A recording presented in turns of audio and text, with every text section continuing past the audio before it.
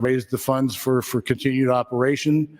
And we are not promoting any particular box. There is one out there it's been operating in 14 states, including Iowa. Time, Senator. Thank you, Mr. Senator Blood, you are recognized to speak.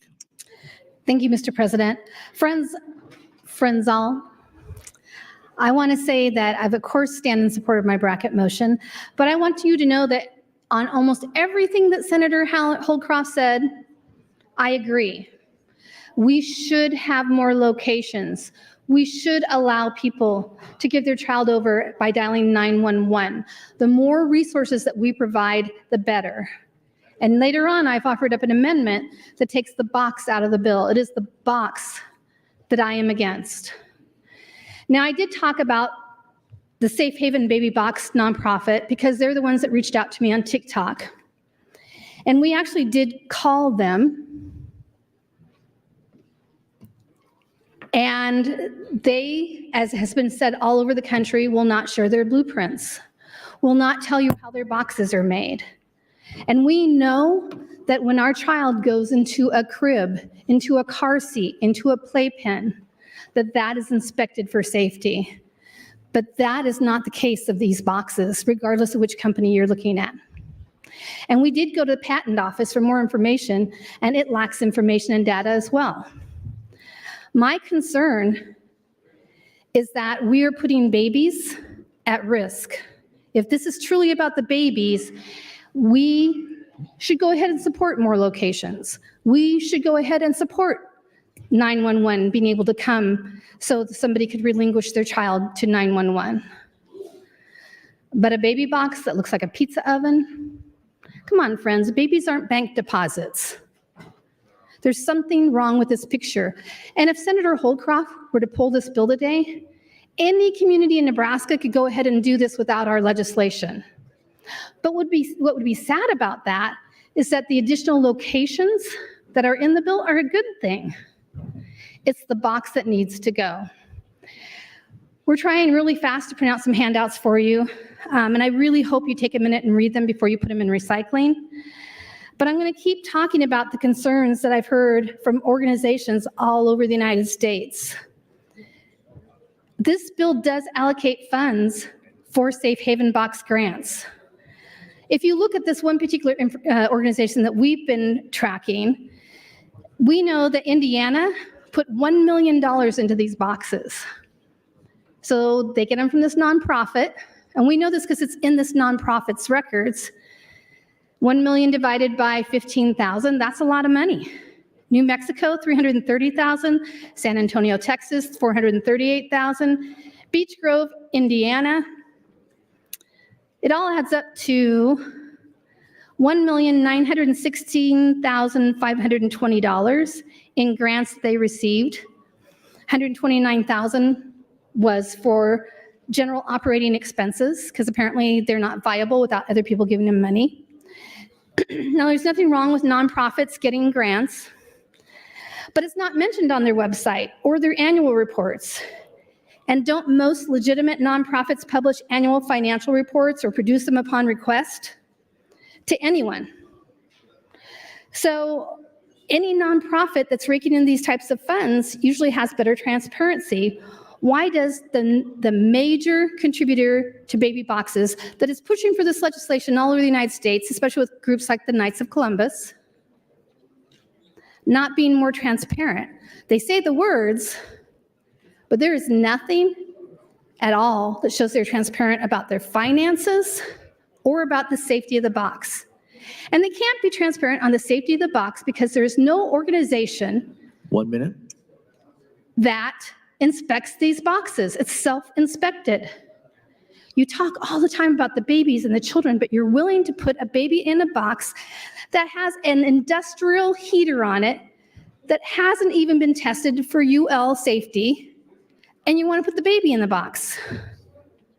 Baby in the box. I know that a lot of you missed a lot of the introduction because it was so noisy in here before lunch. And I'm going to bring back some of the facts and some of the concerns that I've heard from across the country, but I want you to know that this was brought to me after I declined to do the bill 2 years ago from organizations that are against this bill, and most of those organizations are safe haven nonprofits. Thank you, Mr. President. Senator Armendariz, you're recognized to speak. Thank you, Mr. President.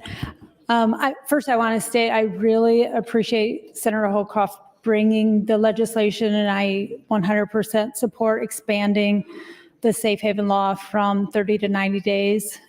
It's a great bill. I do have serious concerns about the box as well. Now, in my professional life, I've negotiated software contracts for several years. And one thing I do know, many things I do know about software is there are failures, there are glitches. It's not if it happens, it's when it happens, and they happen repeatedly. Not only that, telecommunications companies that connect the connections, I imagine there will be some kind of a data connection to the box to transmit data over. No company will guarantee 100% uptime on their connection. No company will. What they do provide is service level agreements for when there is a failure, and there are failures that happen all the time. We just talked about 911 being down. Telecommunications companies go down. There are fiber cuts. There are cybersecurity hacking events. It is a matter of when that happens, not if that happens. I've negotiated with top software cybersecurity companies and jokingly asked them to guarantee me that we will not be hacked after paying them several $1 million, and they, of course, will not guarantee that. There is no guarantee that there will be no hacking, no outages, no failures in the software. And with that, that really concerns me that there would be a life at stake. And on top of that, I do speak for the taxpayers of the state who would also be on the hook of, I imagine, a horrific lawsuit if that would happen. So I wouldn't be able to stand by and support state sanctioning the use of a box by any community in the state, because there is not a guarantee that that life would be safe 100%. Thank you for your time. Thank you, Mr. President. Senator Clements would like to recognize and welcome 34 fourth grade students from Elmwood Murdoch Public Schools in Elmwood, Nebraska. They are located in the North Balcony. Students, if you would stand and be recognized by your Nebraska Legislature.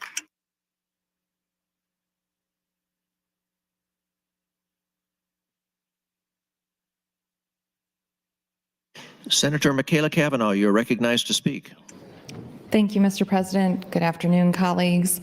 I am a co-sponsor of LB 876, as Senator Holcroft mentioned in his opening remarks. I had been brought this issue to my office in the fall, and I was interested in pursuing it. And then I found out that Senator Holcroft was also interested in pursuing it. So actually at Ledge Council, we discussed it, and I said it'd be great if he was taking the lead and I would sign on. So I appreciate him bringing the bill forward.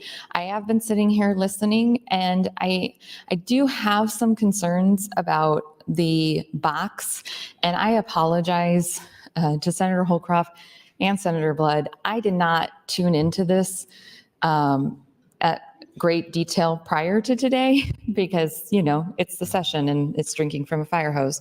But I am concerned about a couple of things about the box specifically. I'm not concerned about the policy, but I'm concerned, and maybe Senator Holcroft, would you mind answering questions? Senator Holcroft, will you yield? Yes. Thank you, Senator Holcroft. So something was brought to my attention actually by one of our hospital administrator colleagues, Senator Reapy, that hospitals have backup generators and fire stations might not. So my concern would be what happens if somebody installs a box. Do we have safeguards in place if the power goes out and they don't have a generator?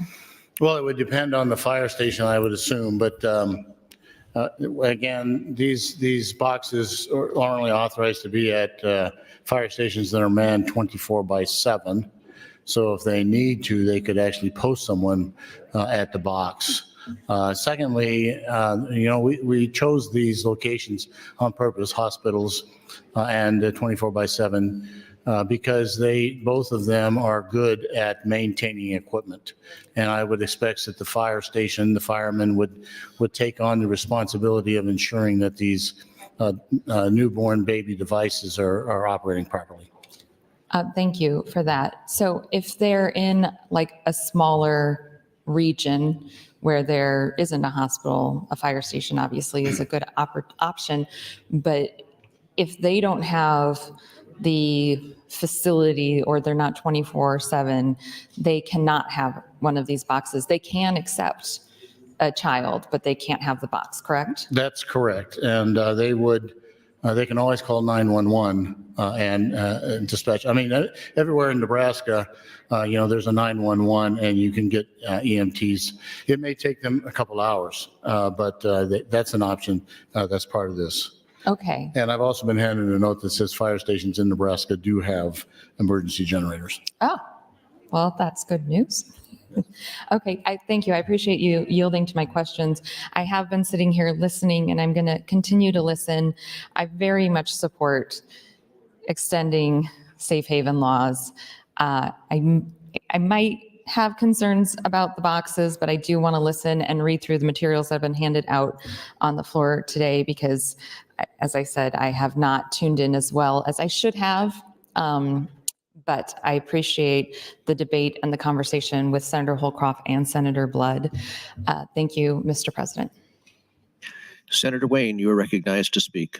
Thank you, Mr. President. Colleagues, I want to talk a little bit more about this amendment. There are some true fundamental issues with this amendment. And if you remember, I didn't open on this amendment because I didn't work on this amendment, nor did my staff.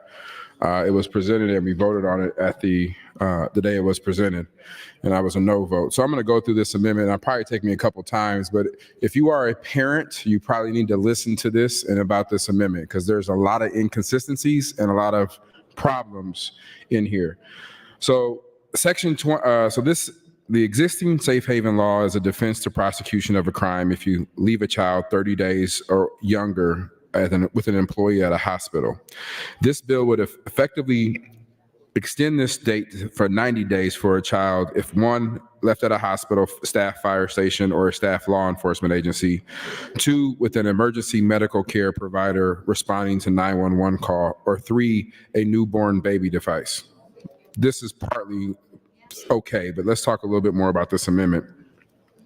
A person can drop off an infant, but the bill also allows another person. It isn't just a parent that can drop off an infant. The issue is anybody can drop off an infant. On page 3, lines 1 through 5, the bill creates a presumption that the person surrendering the child is the parent or has parents' authorization. There's just a presumption that if you drop off this child, you have the authority to do so.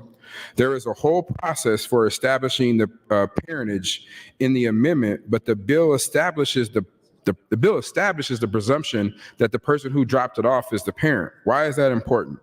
On page 17, line 13 through 20, section 14, specifically prohibits DHHS from attempting to identify the parents or relatives of the surrendered child. Any person could take a child and surrender custody, whether it's their parent or not, because DHHS is prohibited in this bill for searching for the parent. This bill would create a presumption that the person or parent had the authority to do so. Then we're going to talk a little bit about juvenile, while it's even more confusing. So in juvenile courts are statutorily created. They're not in the Constitution. They are created by statute. They only have authority if we give them authority. This amendment tries to make changes to the juvenile jurisdiction to determine if the child was properly surrendered. Section 43-247 is the normal section of juvenile court jurisdiction. This amendment adds jurisdiction over newborn infants surrendered by this bill inside the existing 3A law. 3A law is abuse and neglect. That's how courts get jurisdiction. But the bill does not provide authority to juvenile courts to determine if the child was even properly surrendered. So it's unclear if you're the parent of this child how you can establish your rights back.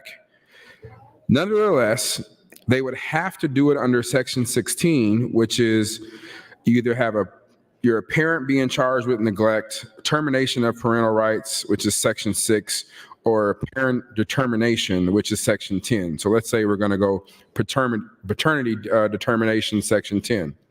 Well, the issue is on page 18, lines 9 and 2, the juvenile court can take action to terminate the parental rights, but they can't do so unless they go out and search for the parent. Now think about that. The law is inconsistent. It says that HHS cannot even go out and try to locate the parent, but the court can't terminate the real parent's rights until HHS goes out and looks for the parent. So the law in of itself is inconsistent in this exact same bill. Either juvenile courts, HHS can go out and determine who the parent is to terminate their rights, or they can't. And right now, the bill says both. That makes it very complicated to follow. So either the court has jurisdiction to do it and HHS has the ability to go out and search for the parent, or they can't. But right now in the bill, it says they can't, but they can't terminate their parental rights until they do in the same bill. That doesn't work. So there's that issue. But the biggest issue is, how do you establish custody? And I'm going to talk more about this amendment. So if a newborn is born, and now think about a domestic violence situation, dad has kid, dad just drops off kid. HHS is prohibited to go look for mom. Mom calls HHS. It is unclear how mom can get into court unless they hire an attorney to get kid back. I hope people see a problem with this. We're essentially allowing, thank you, Mr. President. Senator Jacobson, you're recognized to speak. Thank you, Mr. President. I rise in opposition to the bracket motion and in support of the base bill, LB 876. I think that Senator Wayne has brought up some issues that maybe we need to work through, but I don't think we want to lose sight of what we're trying to do here. We can talk all day long about the company that builds the baby boxes, and I'm guessing if I got a communication with them and they put stuff up on the internet about me, I might be upset with them too. But I don't want that to get in the way of us making a decision that will help save more babies' lives. I've been very consistent since my time here in the legislature. I am pro-life, and I am strongly pro-life. And I'm also pro-life to the extent that I believe it is important for the state to provide support, both prenatal and postnatal. And I think it's incredibly important that we make certain that we do take care of these kids. I don't think anybody in this body would disagree with that. We may have differences on how we do it, but I think everybody in this body is solidly in support of saving children and caring for children and doing what's best for them. So I am looking at this bill, which in my mind, number one, provides more ways and more locations to drop these infants off. I think that's a good thing. Let's don't lose sight of that. I think we need to recognize that there are situations where there are young mothers who may be going through postpartum depression and just are overwhelmed, and having an outlet is critically important to the alternatives that happen. These baby boxes, no matter how they are built, are better than a dumpster. So I think we need to keep in mind the big issue and work through some of the details, but we need to look at the bigger issue, and that's saving more young babies. And I'm all in on that, and I'm supportive of Senator Holdcroft's bill. Thank you, Senator Holdcroft, for bringing it. Senator Blood, you are recognized to speak. Thank you, Mr. President. Fellow senators, friends all, I don't disagree with much of what Senator Jacobson said, and I'm sure that he probably missed what we talked about when it came to the safety of the box.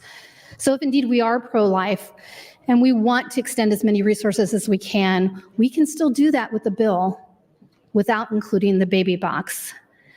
I'm going to read you a couple things. I want you to know that as of today, the baby box bill is dead in New Hampshire.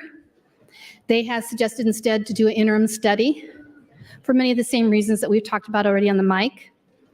In Maryland, The American College of Obstetricians and Gynecologists wrote a letter on behalf of the Maryland section of the American College of Obstetricians and Gynecologists and the Maryland chapter of the American Academy of Pediatrics. We submit this letter of information for Senate Bill 873. Senate Bill 873 proposes to modify the current liability immunity when a mother or person who has the mother's permission leaves an unharmed newborn with a responsible adult within 10 days after birth, and the responsible adult takes the newborn to an unauthorized facility as defined by the Department of Human Resources. The bill alters the time frame to 60 days from birth and also authorizes a designated facility to accept the newborn and a newborn safety device, which reads as if it is some type of box that has certain capabilities to monitor the newborn. The bill includes requirements for funding of public education, the framework, and legal requirements for surrendering a newborn. While the safe and legal surrendering of a newborn by a mother who does not want to retain custody is important, there is no research or clinical evidence of the safety or appropriateness related to the device that is described in the legislation. Before advancing the legal framework provided in this bill, there should be a clear and uncontroverted clinical evidence supporting the use of these devices. As you heard earlier, there is no such evidence. So I'm going to go back to what I said earlier because many of you missed it. The manufacturer of most of these baby boxes, and we're going to use the Safe Haven one as an example because they're the ones that are really pushing this legislation. This particular manufacturer also makes pig troughs. In fact, they have a unit that's almost the spitting image of the Safe Haven box. We know it costs probably under $1,000 to make, but the baby boxes start out at $15,000 with a $500 a month fee. So what we're doing is promoting an untested, potentially unsafe baby box through legislation. And we have zero idea when it comes to their shelf life or the kindling point. I wish Senator McDonald was here, being an ex-fire chief. When it comes to the shelf life or the kindling point, these boxes are not inspected or approved by organizations like the FDA, American Society of Testing and Materials, CPSC, nor is it approved by the Underwriters Lab. If you look at the videos of these boxes, it's unlikely they would pass inspection as a legitimately safe product. That's the point I'm trying to make. We can stand and say we're pro-life and want to do as much as we want for the babies.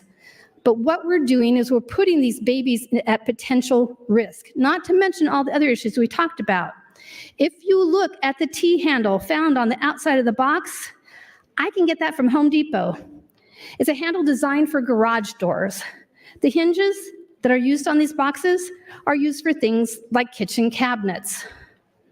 Safe haven groups across the country have reached out to me against these boxes and have argued that the boxes don't meet public building safety standards. Because that's what happens, friends. They cut a hole in the wall of the fire station, they cut a hole in the wall of the hospital, and insert the baby boxes. They can allow someone, as you heard Senator Wayne allude, 1 minute. who kidnapped or trafficked a child to escape detection. It's funny you're worried about trafficking on some of your other bills, but not this bill. Parents who have neglected or abused a newborn could also get away with it.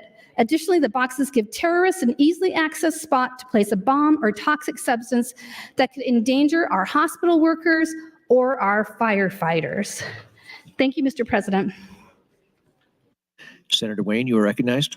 Thank you. I know a lot's going on. People are talking, but I am just like kind of dumbfounded that the county attorneys didn't pick up on this big issue. Under section 15, page 7, lines 21 through 23. Hear me closely. This protects parents of a sibling of a surrendered infant from prosecution under the Nebraska Juvenile Code for neglect. So what that means is if a woman has a child and gives that up for surrenders under this bill, the father could have another child and never be charged with neglect because they are immune from prosecution underneath this section because their child is the sibling of an infant that was surrendered underneath this bill. That's super broad. And, I guess if I would have brought this bill, county attorneys would have been outside working against this section. So maybe they didn't read it and now they'll hear about it, and we'll hear about this on select file. But that section right there, I'm even starring it because you're forever barred from prosecution if you drop a kid off. You can't even yourself of a mother down the road can't be charged because you'll have a sibling of that child underneath this amendment.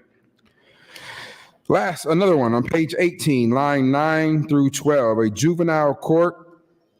Again, I said this earlier, but this is so funny to me because it's really, really interesting. Can terminate the parental rights, and it can't do it until DHHS searches for the punitive father or parent in a registry. But section 14 says they are barred from making any attempt to locate the parent. So they can't even do their job according to, if they were to follow both sides of the law. Page 19, lines 2 through 4. The burden of proving that you are the parent is on the parent. Lord have mercy.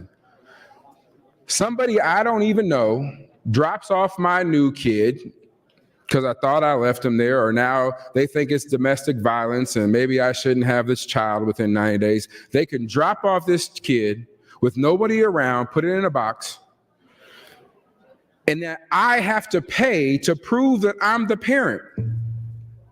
And the burden is on me, not on the state. So there's a constitutional problem with this section because it's called the parental preference doctrine. What the parental preference doctrine says is I have a constitutional right to be a parent. And the burden is on the state to say that I shouldn't have that right. If anybody has done guardianships, the reason you can keep going back to court over and over if you have a minor is because that parent you are taking their rights from or kind of suspending their rights is a good way of putting it, because you're the guardian of their child, can come back at any time. The court must appoint counsel because it is a constitutional right called the parental preference doctrine that has to be overcome. And just because a baby is surrendered by the mother or the father, because it could be reversed, or somebody who doesn't think that I should have a baby, I have to now pay an attorney to go into court, and to make matters worse, you try to put the burden on me. That is unconstitutional. There's a constitutional problem. So all other juvenile court proceedings of this bill are a complete, what I would say, mess. Juvenile court is very complicated. Terminating a parent's right is a long and drawn. It's so long, we have a special statute that says if a child is placed out of the home for 15 months, the court has to automatically find whether that parent's right should be terminated or not. And they shall, it says the prosecutors shall file a motion to terminate a parental right. Because we've said as a state, 15 months out of the home, parents, you're not getting your act together. We should go ahead and move to terminate a parent's right. This says if somebody random who has my kid, not even that, somebody's upset with me, can drop off this child, and now I have to pay to do it. And HHS is prohibited for trying to locate me. That's just the complexity of the bill. Now let's start talking about the practical realities. Small town. Let's just use not even small town. We'll go with Omaha, great big town. Time, Senator. Thank you. Right when I get to going. Thank you, Mr. President. Senator Michaela Cavanaugh. There's been a request to place the House under call. Question before the body is, shall the House go under call? All those in favor vote aye. All those opposed vote nay.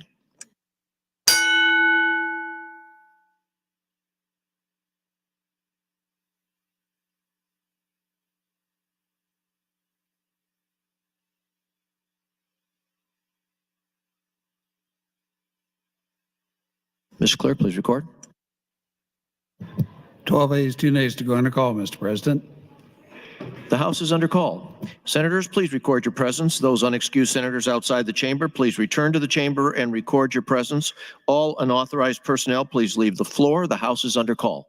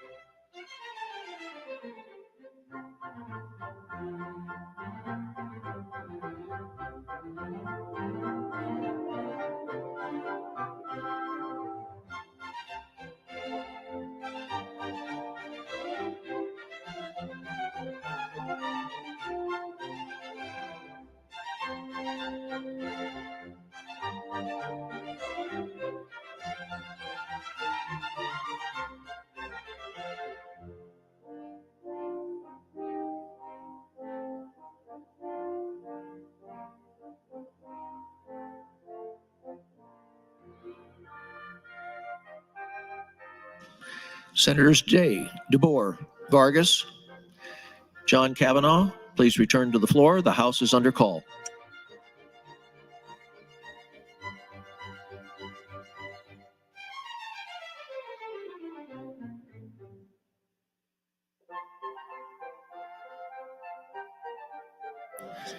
Senator Day, DeBoer, John Kavanaugh, Aguilar, please return to the floor.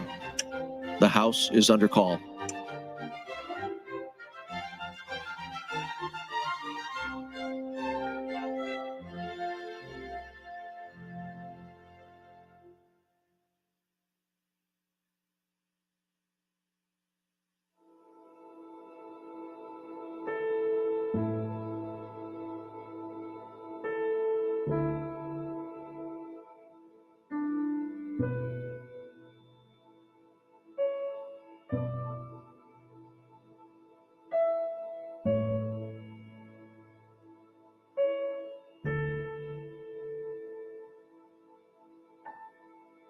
Senator Kavanaugh, we are missing Senator Day and John Kavanaugh. May we proceed? Yes. Senator Kavanaugh, you are recognized to speak. Thank you, Mr. President. Colleagues, I apologize for calling you all back to the floor, but I am a co-sponsor of this bill, as are apparently 33 of you. And so I think it's important that we hear what Senator Wayne is saying, because he is raising some concerns about the amendment that I think are vitally important for us all to understand if we're going to move this bill forward. So I will yield the remainder of my time to Senator Wayne. Senator Wayne, 4 minutes 30. Thank you. First of all, here's what I would say, that if this bill was adopted, if the amendment is adopted, I'm going to file a motion to recommit to the committee, because I think we'll have to have another hearing on this. The amendment itself restructures the juvenile code section 43 in ways that was not actually heard. Now, I would tell you the issue was brought up on how parents will be notified and how you can locate them. But if we're going to make this many changes to the juvenile code, as committee chair, I definitely think we're going to have the people in the room, not just HHS, but some judges understand how the juvenile code is going to work in this situation. And again, I'm going to point to a couple things. Section 15, page 17, lines 21 through 23. If you are the parent of a sibling that is surrendered, you are forever barred from being charged with neglect. So a parent, mom, don't get caught up on the genders. I'm just using people because it's easier for me to talk in terms. Mom's in a domestic violence situation with dad, gives up kid. Dad can never be charged with neglect on any other kid on the statute, because they are the parent of a sibling who was surrendered. Problem. Second, the burden on proving you are the parent is on you. That is nowhere in our state law ever until this bill. The parental preference doctrine says this burden is on the state to terminate my parental rights, even if there is a guardianship, which means my rights are intact. But Senator Urban thinks I'm unfit, so he files a petition to raise my kids as the guardian. I can walk in and say, no, the burden is on Senator Urban to prove that I'm unfit. This says we're going to flip that burden, and the parent has to prove not that they're unfit, they have to prove that they are the parent. Now, here's where it gets dicier, because I have another bill on this, that if the parent is in a marriage, I don't even have an opportunity to prove that it's my kid. Because in Nebraska, we have the presumption that if you're married, there's two parents already there. So I could go into court, file a petition. I can't even overcome the presumption unless a court orders DHHS to give up kid for a hair follicle, and the court can say, no, we already have two parents. We have mom and the guy in Alabama she hasn't seen for the last 15 years, but they're still married. Because in Nebraska, that is the presumption. How do I know that? Because I had that case. And the judge went against the law and said, I don't care, I'm doing right by this child, and eventually ordered DNA testing from the kid who was in the Department of Health and Human Services custody. And he was the parent, and that kid and parent are now together, not because of me, because I told the judge, I don't know how legally we get there. She said, I don't give a damn, we're gonna do it. But not every judge is that way. Now, you may not believe me, but I would ask you to talk to other people in juvenile courts. We have a presumption in Nebraska that if you're married, those are the parents. The only way to overcome that is through DNA. If the kid is in the custody of the state does not have to give up the kid for DNA testing. So I may not even underneath this bill be able to prove that I'm the dad. This is why we have to vet amendments better and language better. Is some of this fixable? Yes. But the juvenile code stuff, I'm gonna talk more about it. It's workable right now the way it's written because it's put into section 43, which is neglect, termination of parental rights, and those things. And we're talking about safe haven over here. In order to establish new custody or new parental rights, the current parental rights have to be terminated. But under this bill, HHS is prohibited from doing so. Time, Senator. Thank you, Mr. President. I raise the call. Senator Holcroft, you are recognized to speak. Thank you, Mr. President. Would Senator Wayne yield some questions, please? Senator Wayne, will you yield? Yes. So, Senator Wayne, this is a Judiciary Committee amendment, correct? Yes, that I voted against. Yes, but I mean, it was submitted here on the 2nd of February, over a month ago. And I was, of course, at the execs on the Judiciary Committee. I don't remember any of these issues being brought up when we were discussing this bill in committee. Well, I'm glad you brought that up because you don't remember voting for many things in Judiciary either. But these were brought up too as concerns. As a matter of fact, it was a long discussion about how parents can prove that they are the parent, and how some random babysitter couldn't drop off your kid and you have no way of getting them back. That was discussed in the hearing and discussed afterwards multiple times. Well, I don't remember those, but to answer some of those questions, if a third party does turn in a child and they do not have the permission of the parents, well, then they're guilty of kidnapping and they would be pursued in that manner. So this is your, but how do you know if they don't have authority because you can't investigate whether they have authority? Well, I would certainly hope the parents would come forward and then say, where is my child? And if they do, they have to go to court and prove to the court that they are the parents. Well, there's a procedure for that, but I would certainly think it wouldn't get that far. There would be an investigation by law enforcement, and law enforcement would reunite the baby with the family. But law enforcement can't investigate, sir. Underneath your bill, they cannot look for the parents. Well, the DHHS cannot, but that doesn't mean law enforcement cannot be involved. So you're saying law enforcement can now investigate abandonments at the safe haven? Well, We would have put that chilling well, effect it's out not there. under safe haven if it was not surrendered with the permission of the parents. And therefore, law enforcement could be called in to investigate that. But your bill, will you agree to this, creates a presumption that the person dropping off the baby is the parent. A rebuttable assumption. Thank you. And who has to rebut it? Well, the parents can rebut it. At a cost to the parents. Well, not much of a cost. All they have to do is call the police and ask the police to investigate. Not true, sir. According to your established rules, you have to get into juvenile court, and that's an $85 fee here in Nebraska, if not more. Well, let me ask another question. If we vote down the judiciary amendment and we go back to the original bill, do you have a problem with that? We still haven't addressed the issue of, yes, I still do. It's not as big. I still have an issue of how do you address biological parents getting their kids back. Well, then would you be willing to work with me on adjusting that amendment so that we can make an amendment on select file? As I just told Senator Kavanaugh, I think we can work on a lot of things around the juvenile code. That is something I don't know how we get done in the next 13 days. I will try. I have no problem trying with you, but I'm not in support of moving a bill right now from general to select that takes away parents' rights.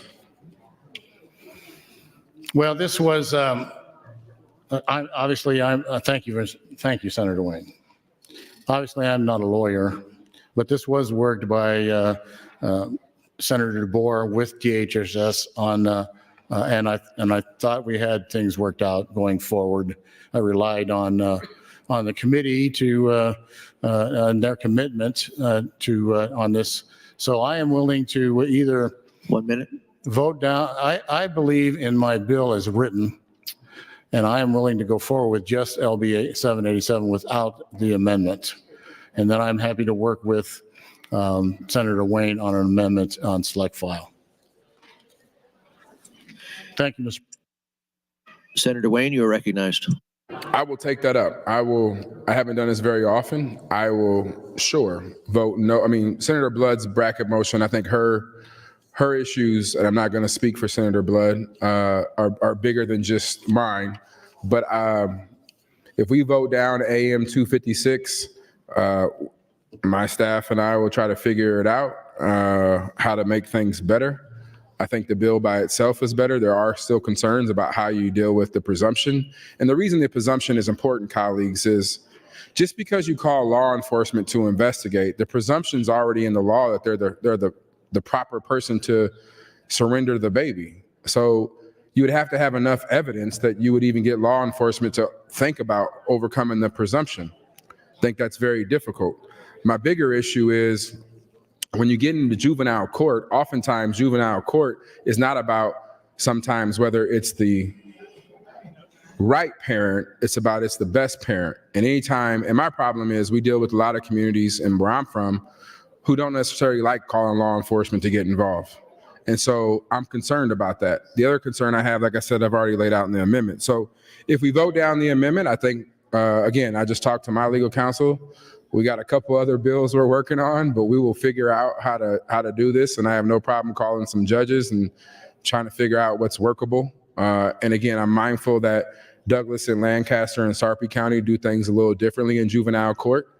And for those who don't know, I don't mean to lecture, but really outside of those courts, in fact, Senator Holcroft brought a bill this year, I think it might have already passed, where we're trying to deal with juvenile courts in rural areas, because juvenile courts in rural areas are also your county court. So they do things a little differently. They still follow the law. I don't want you to think we're not following the law, but we have dedicated juvenile judges in the 3 counties that I was talking about. There's some other counties that do too, but so we have to figure out that, but I have no problem figuring that out. And I will say, this has been on the agenda for a while, but I was working on obscenity the last 3 days, trying to get an amendment done there. I'm one person. I'm trying my best.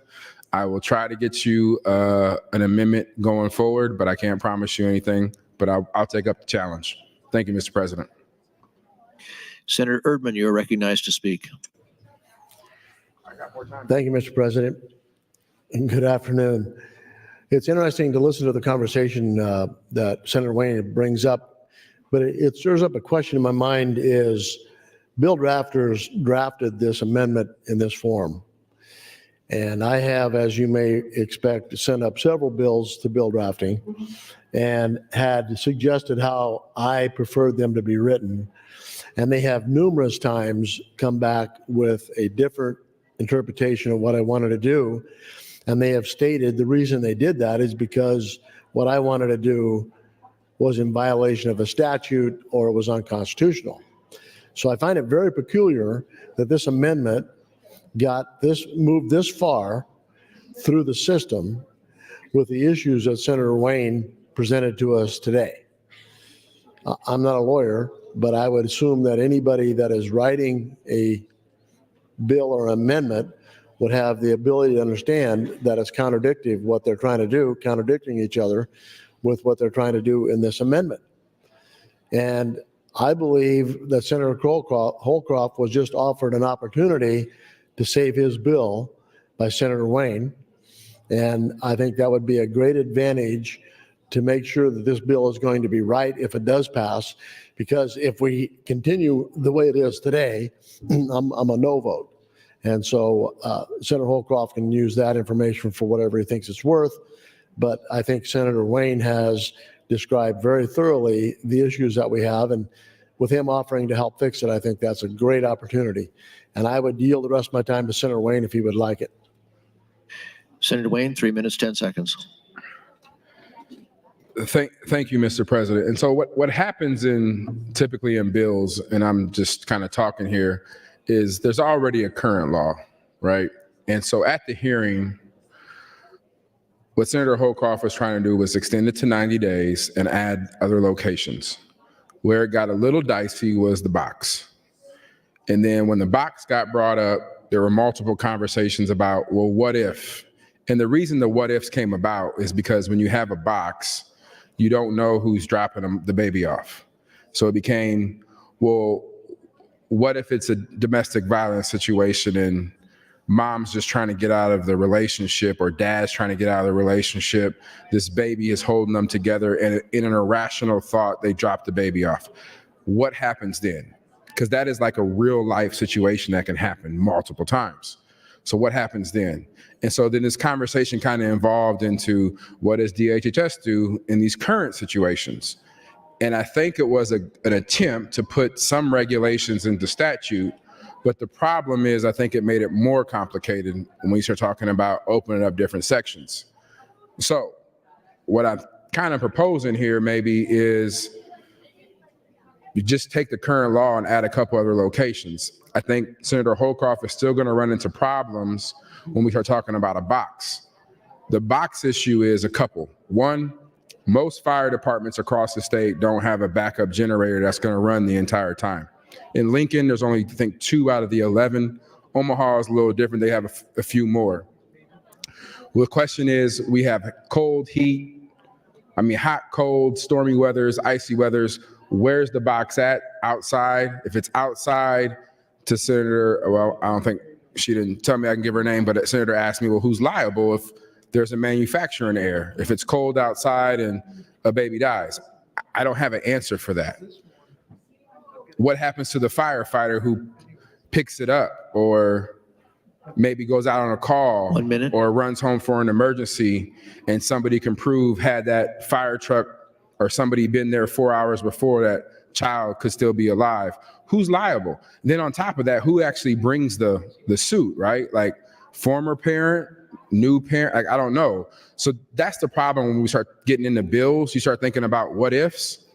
And I think if it's just a clean, expand to 90, expand locations, I don't think there's an issue. The issue with the box is nobody can lay eyes on who's dropping it off. Then that begins this conversation of whose baby, what happens, how do parents do this, and I know in Missouri it's been passed. There's a lot of red flags here, and I wish it was easy to say, well, it works in another state, it should work here. I mean, I would feel that way about a lot of the bills that I do, like medical cannabis, but it doesn't work that way. We got to deal with Nebraska law. So Time, Senator. Thank you. I think it's the box issue. Thank you, Mr. President. Senator Michaela Cavanaugh, you're recognized, and this is your last opportunity on this motion. Thank you, Mr. President. I am relieved to hear that we can work together in concert to address the concerns that have been brought up this afternoon by Senator Wayne. I, like Senator Holcroft, I'm not an attorney, and I was not aware of the intricacies of the juvenile court system, and so I want to make sure that we are expanding the age for this safe haven program without causing harm unintentionally to families in the future. So I am going to sit here and listen to the remainder of the debate. And I would like to yield my time to Senator Blood to hear more about her concerns. Thank you, Mr. President. Senator Blood, 4 minutes. Thank you, Mr. President. Fellow Senators, friends all, I am in total agreement with Senator Wayne. I'm glad that he was able to be on the floor to use his lawyer speak and better define what's going on with that amendment. And I would like to say that he indeed did talk about all of this in our hearing. So I know we take in a lot of information, but that stuck in my head. Although not a lawyer, I did want to add something to what he said. So this bill contravenes family reunification guidelines of the Federal Adoption and Safe Families Act and dispenses with tribal rights embedded in the Federal Indian Child Welfare Act, which can also lead to federal litigation. So if we do have trafficking, especially, and it is a Native child, we will be violating the Indian Child Welfare Act should that happen. There's other things we need to talk about. Baby boxes don't address the causes of infant discard. Anonymously dropping a baby into a box and walking away does not solve the root causes of newborn discard, which are poverty, inability to secure medical treatment and reproductive health care, denial or ignorance of pregnancy, substance abuse and physical and sexual abuse, shame, crime, mental illness, dysfunctional families, social isolation, and poor communication skills. It encourages women to keep problematic pregnancies a secret. The promotion of baby boxes discourages family and professional communication and eliminates assistance for sexual and physical abuse, mental illness, substance abuse, and social isolation factors that cause nearly every newborn discard. Studies indicate that once a pregnancy is acknowledged and discussed, the chance of discard almost always disappears. But of course, the funding that we have on education doesn't do that. It educates you on where you can drop off the babies. It hides crimes such as rape, incest, spousal and partner abuse, and again, human trafficking. It promotes and supports nonprofits like Safe Haven Baby Boxes, which is a $1 million corporation that controls the manufacture, promotion, sales, installation, and referral of women to baby boxes in the United States. It has created the baby box market and lobbies legislatures all over the United States, produces boxes at its own factory, installs the devices, operates a hotline that refers pregnant women to box locations near them, not for counseling, not for services, and holds press conferences when a newborn is left in a box. Rather than protect the legitimate privacy interests of the infant, it uses boxed children as fundraising tools for its ministry. It discourages women from seeking pre- and postnatal care, instead encouraging dangerous and unsafe, unattended births in the community outside of a hospital. Please do not stand up and tell me you are pro-life and pro-baby, and we need to have more resources no matter what they are or how ridiculous they are today. Because these boxes are unsafe, untested, and not another tool. Another tool is expanding the resources, expanding the ability for 911, and utilizing funds to prevent things like this from happening. Babies aren't bank deposits. They don't belong in a box. This isn't the 1800s where grandma put a cur jar with warm water in it and a baby in a drawer to keep them safe. These people are not legitimate and are doing this scam all over the United States. Thank you, Mr. President. Senator Walls, you are recognized. Thank you, Mr. President. I yield my time to Senator Blood. Senator Blood, 4 minutes 50. Thank you, Senator Walls. I appreciate the time. So I want you to know, friends, again, the organizations that have contacted me have all been safe haven organizations who are against the boxes because they feel that it's become a scandal, a sham, that the people that have been pushing for these bills are grifters. Now, I'm not saying that because legally that would be inappropriate for me to say this person is a grifter, but I can tell you what people pass on to me. We did pass out multiple articles for those of you that like to read. And there's a really good one called Opinion Safe Haven Boxes Are Not an Abortion Ban Solution, because that is really kind of how these boxes started. You may not recognize the person as being the same one on the TikTok, because since this picture, she's had a lot of plastic surgery and collagen. But that is the same person that was on the TikTok. And it talks about a doctor from Wisconsin who really talked about his experience. And he says, I'm troubled by the Supreme Court using a historically inaccurate assertion of a modern innovation to partially justify their decision when it comes to children being left in these boxes, and also emotionally nullify the complex journey that any pregnancy can be. We would do well to recall that the medieval baby boxes were largely a reflection of the fact that pregnancy was out of wedlock, was considered shameful and not to be publicly visible or talked about. He is saying basically that when it comes to a parent choosing to place their child for adoption, they should first have full access to counseling and support, and that safe haven boxes don't provide that. And I know that there are people that look at this as an opportunity for babies to get adoptive parents, and I don't take issue with that part. But when you look at our amendment especially, it's problematic. It did not have a public hearing. Both Senator Wayne and I voted no in the hearing after he explained why it was problematic. And can it be fixed? Maybe. But what I can say that we can do today is that I have an amendment. And the amendment supports everything that Senator Holcroft wants to do, minus the baby box. I'm asking you today to consider if a box goes in Omaha, an area that has rolling brownouts over the summer, when everybody's using their air conditioning. Are you comfortable with someone putting a baby in the box when that area loses electricity? When you buy your family members car seats, cribs, playpens, would you put your precious cargo in something that had never been inspected? You cannot even give a car seat after you've used it to a place like Goodwill because it's not safe. But many of you are willing today to make this okay. And you can say, well, you know, they don't have to do it. It's permissive. We are opening the door, as some states have, for this nonprofit and others, but usually it's the Safe Haven Baby Boxes nonprofit, to come in and start digging holes in hospitals and fire stations and wherever else we're giving them permission to hand over babies without any kind of building code involved. We're putting them in a situation that is unsafe.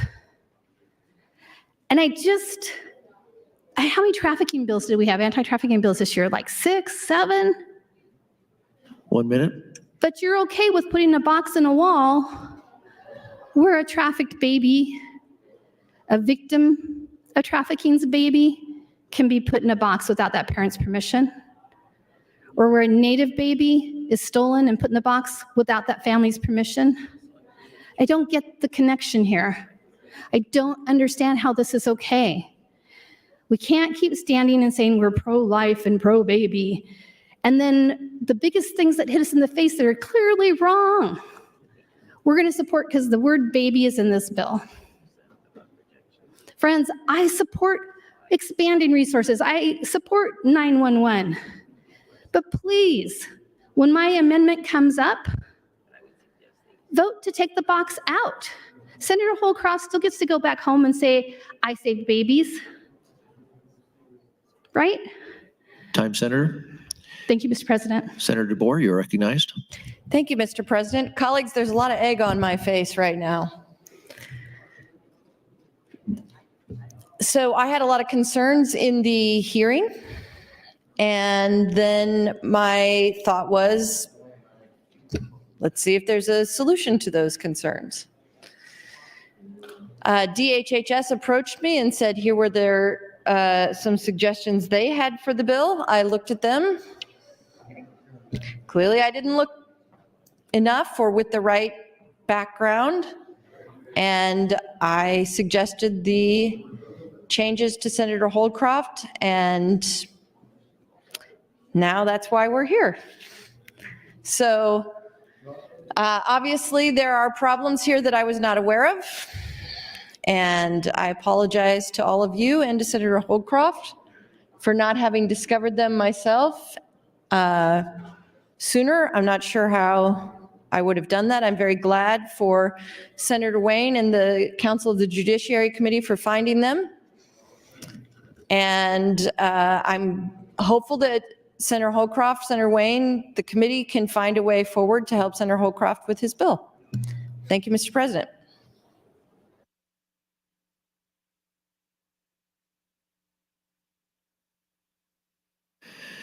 Senator McKinney, you're recognized. Thank you, Mr. President. I yield my time to Senator Blood. Senator Blood. Senator Blood, 4 minutes 50. Thank you, Mr. President, and thank you so much, Senator McKinney. Friends, I have talked for a long time on this bill. You see that I have researched this for months. I do not take this lightly. I am serious as a heart attack, friends. The box needs to go. But everything else, once fixed, working with Senator Holcroft and Senator Wayne, should stay. We just need to fix the glitchiness of the amendment. And hopefully that can be done. But it is my understanding that Senator Holcroft has discussed with both me and Senator Wayne. I don't say understanding, he did discuss it with me and with Senator Wayne, that we may have some middle ground that we're going to come to. And I don't want to take away his spotlight. So I will not say what that is. I'll allow him to do the honors. But friends, I'm not going to be here next year. These bills are being shopped all over the United States. I want you to remember the conversation, the debate today, because why would you ever put a baby in an untested receptacle that has no backup, that is being pushed by grifters? And if you don't believe they're grifters, please go to their TikTok page, but don't sign up because you know the China thing. But seriously, these people are off the rails. And when you oppose them, they take that to social media immediately. And we are seeing places shut down. Ohio shut down 2 fire stations because they were unable to man them 24/7. There are issues with putting these boxes in certain areas, but by providing 911, by expanding services, they'll have many options as opposed to a box here and there. And we shouldn't help grifters become millionaires because they've created a layer of sympathy when it comes to these children. But we also should not allow people to take away Native children, to take away the children of victims that have been trafficked, for people that feel shame and haven't gotten the services that they need for their pregnancy. We should be doing everything we can with the funds that we have to make sure that this doesn't happen to a woman. And I don't see us doing that. And every week, we're about the children, we're about the babies. Well, women are more than receptacles. Women are the ones that carry these children, and we want healthy pregnancies, and we want safe pregnancies. We need to be investing in that and quit talking about it. Let's put our money where our mouth is, and the baby boxes don't cut that. Thank you, Mr. President. Senator John Kavanaugh, you're recognized to speak. Thank you, Mr. President. I originally pushed my light because I thought Senator Blood would want more time, but it sounds like she's done. Or did you want time? She can wave to me if she wants time.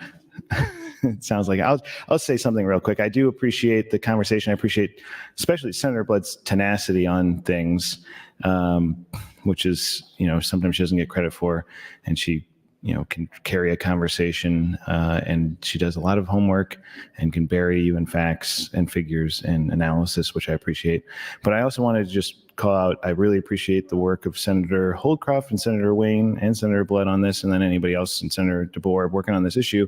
It sounds really complicated, and I'm glad to not be in the middle of it, but I just think it bears pointing out when we're having people that are saying people aren't willing to compromise on bills and work on things. I think it's really important to raise up when people are effectively doing that and finding that common ground. And the conversation leads to finding the solutions. So having a robust conversation on the floor is really important, and people talking about what actually is in the bill, what it actually does, is really important. And so silencing that, I think, would be really bad. So anyway, I would yield the remainder of my time to Senator Blood if she would want it.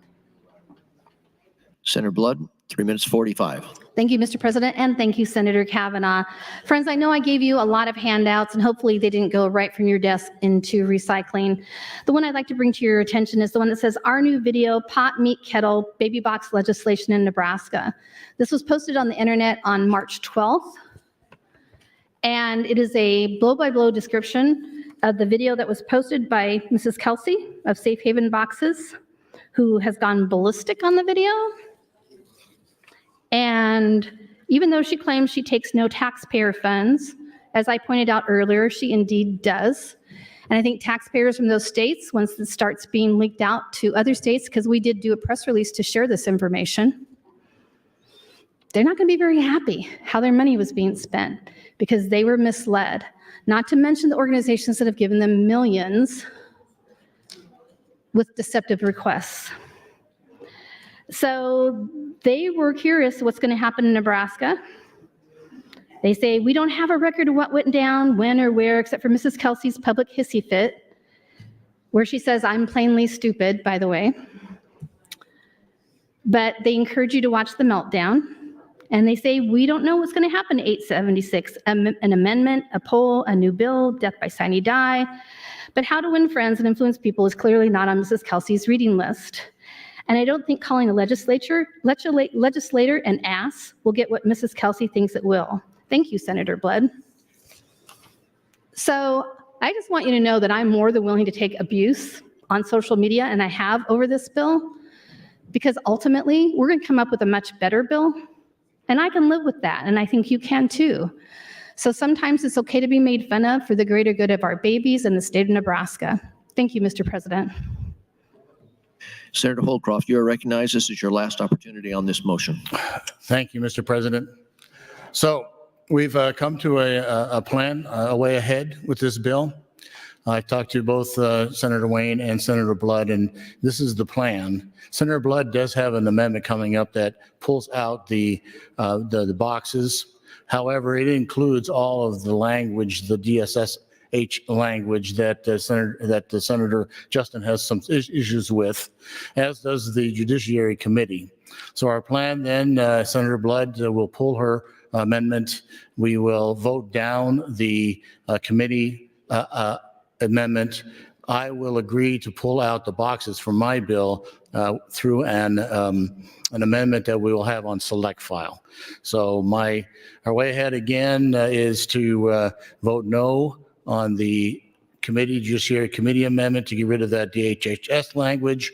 I will work with Senator Wayne and Senator Blood to pull the boxes out of my bill and to include some language that will satisfy Senator Wayne. That is the way ahead. Thank you, Mr. President. Senator Bosson, you are recognized to speak. Thank you, Mr. President. I would yield my time to Senator Wayne. Senator Wayne, 4 minutes 50. Thank you, Senator Boston. Thank you, Mr. President. I just want to confirm you got to check and verify all the time here, that we have pretty close to an agreement. We just got to work on the language. So what I'm asking you to do is vote no on Senator Blood's bracket if she doesn't pull it. Vote no on the Judiciary Amendment. And then on select file, I just can't get an amendment done today. I apologize. I just can't. And let me back up and say, Senator DeBoer got on the mic and said she had egg on her face. I will tell you, egg on the face and getting on the mic is a sign of someone trying to work. I literally just did that the other day with Senator Ibach's bill. When you are trying to find compromise and you are trying to work, you run with things. And the fact of the matter is I didn't recognize the issues until literally like an hour or two before this, or I would have ran around and told people. I just haven't looked at the bill. I had another bill, a Cindy from Senator Albright that came out of my committee that I was working on an amendment that went nowhere. But again, I was trying to work on an amendment. On top of that, Friday, we had a bill that I was filibustering or slowing things down, so we didn't get to. Monday, I was pretty much on the mic all morning. So I didn't even look at this agenda, and the fact that we're moving a little faster is how we got there. So I would tell Senator DeBoer to wear that with pride, because when you are trying to work and you are trying to get things done, bill drafting sometimes doesn't always think in the way that we want them to, but they do a hell of a job with all the bills they got. And sometimes we don't recognize everything. And again, that's just the nature of us trying to come together and come to an agreement. And that is the beauty of this floor, to be quite honest, is that we find a problem that we didn't think of and we fix it on the next round. And that's what I would ask everybody to do here. Vote no on the AM Judiciary Committee, and we'll have an amendment on select that we could have a kumbaya moment and get this done. Thank you, Mr. President, and thank you again, Senator Baza. Senator Clements would like to recognize a guest, his wife Peggy from Elmwood, and Senator Erdman would like to also recognize a guest, his wife Kathy from Bayard. Both are located under the south balcony. Please rise and be welcomed by your legislature.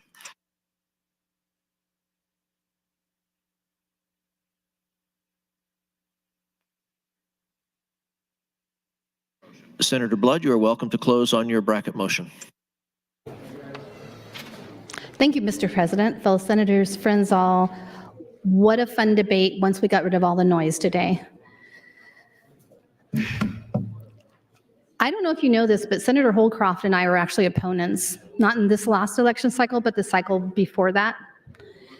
And I think this is a really good example, Senator Holcroft, how we can have like a kumbaya moment, even when one wins and one doesn't. You did win your next election.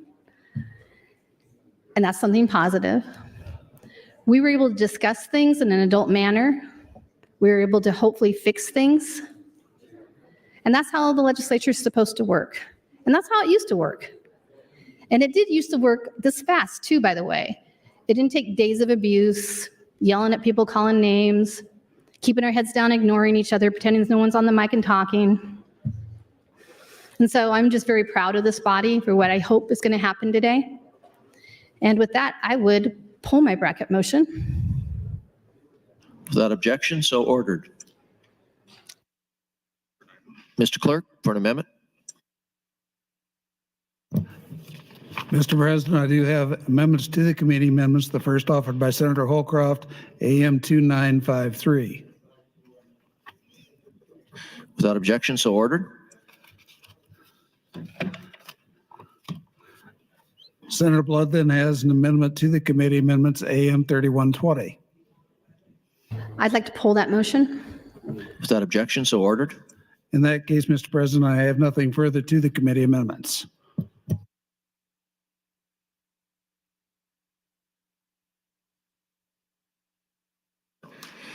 Senator Wayne, you are recognized to close on AM 2458. Senator Wayne waives close.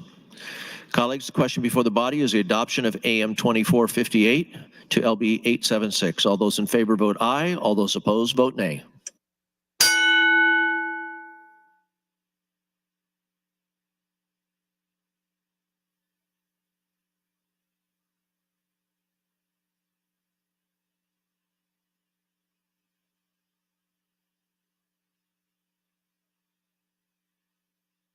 Mr. Clerk, please record.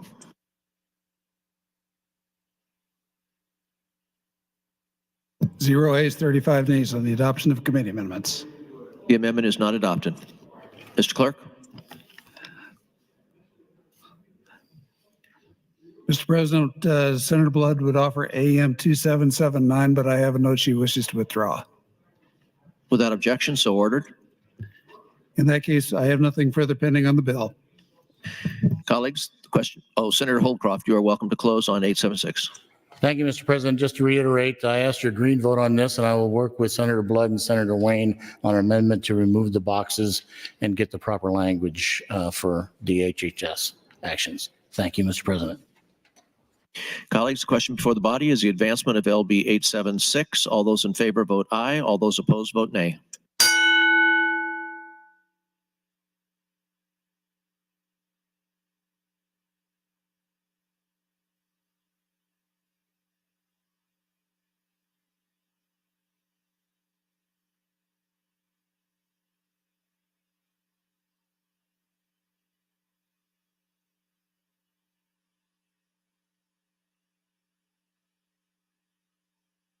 Has everyone voted who wishes to vote? Please record, Mr. Clerk. 38 ayes, no nays on the motion to advance the bill. LB 876 advances to E&R initial. Mr. Clerk, next item.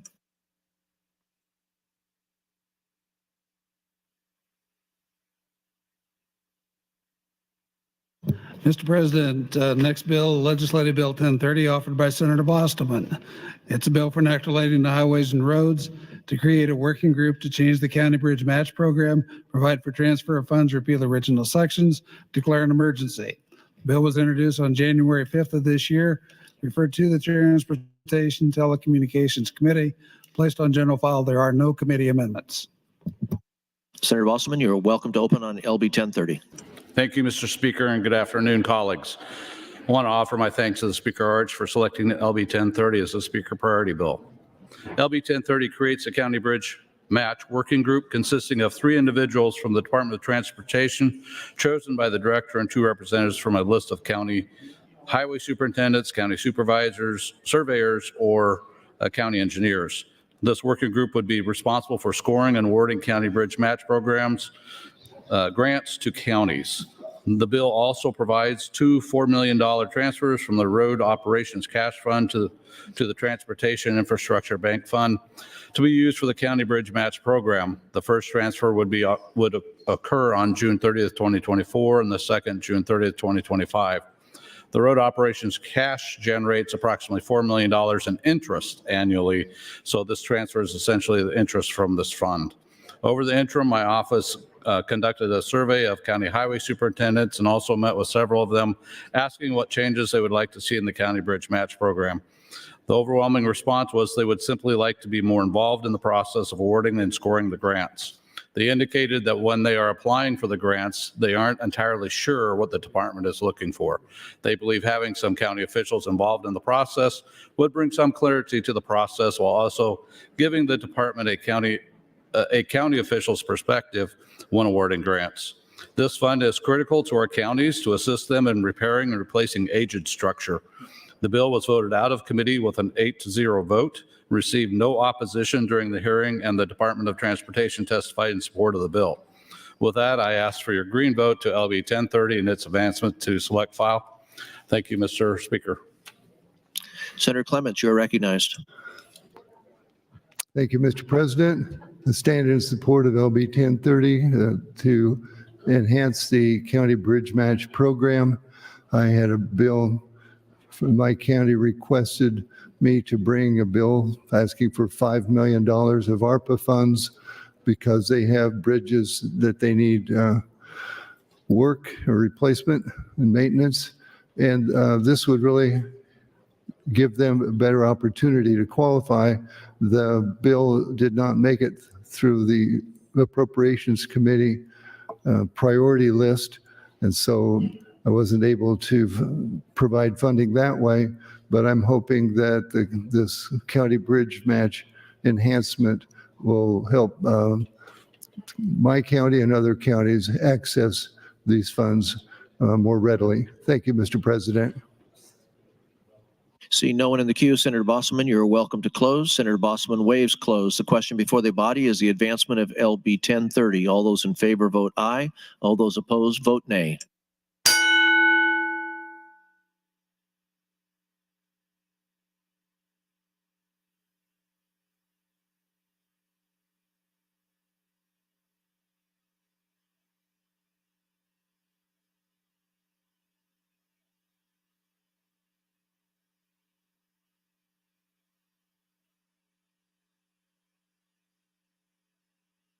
Has everyone voted?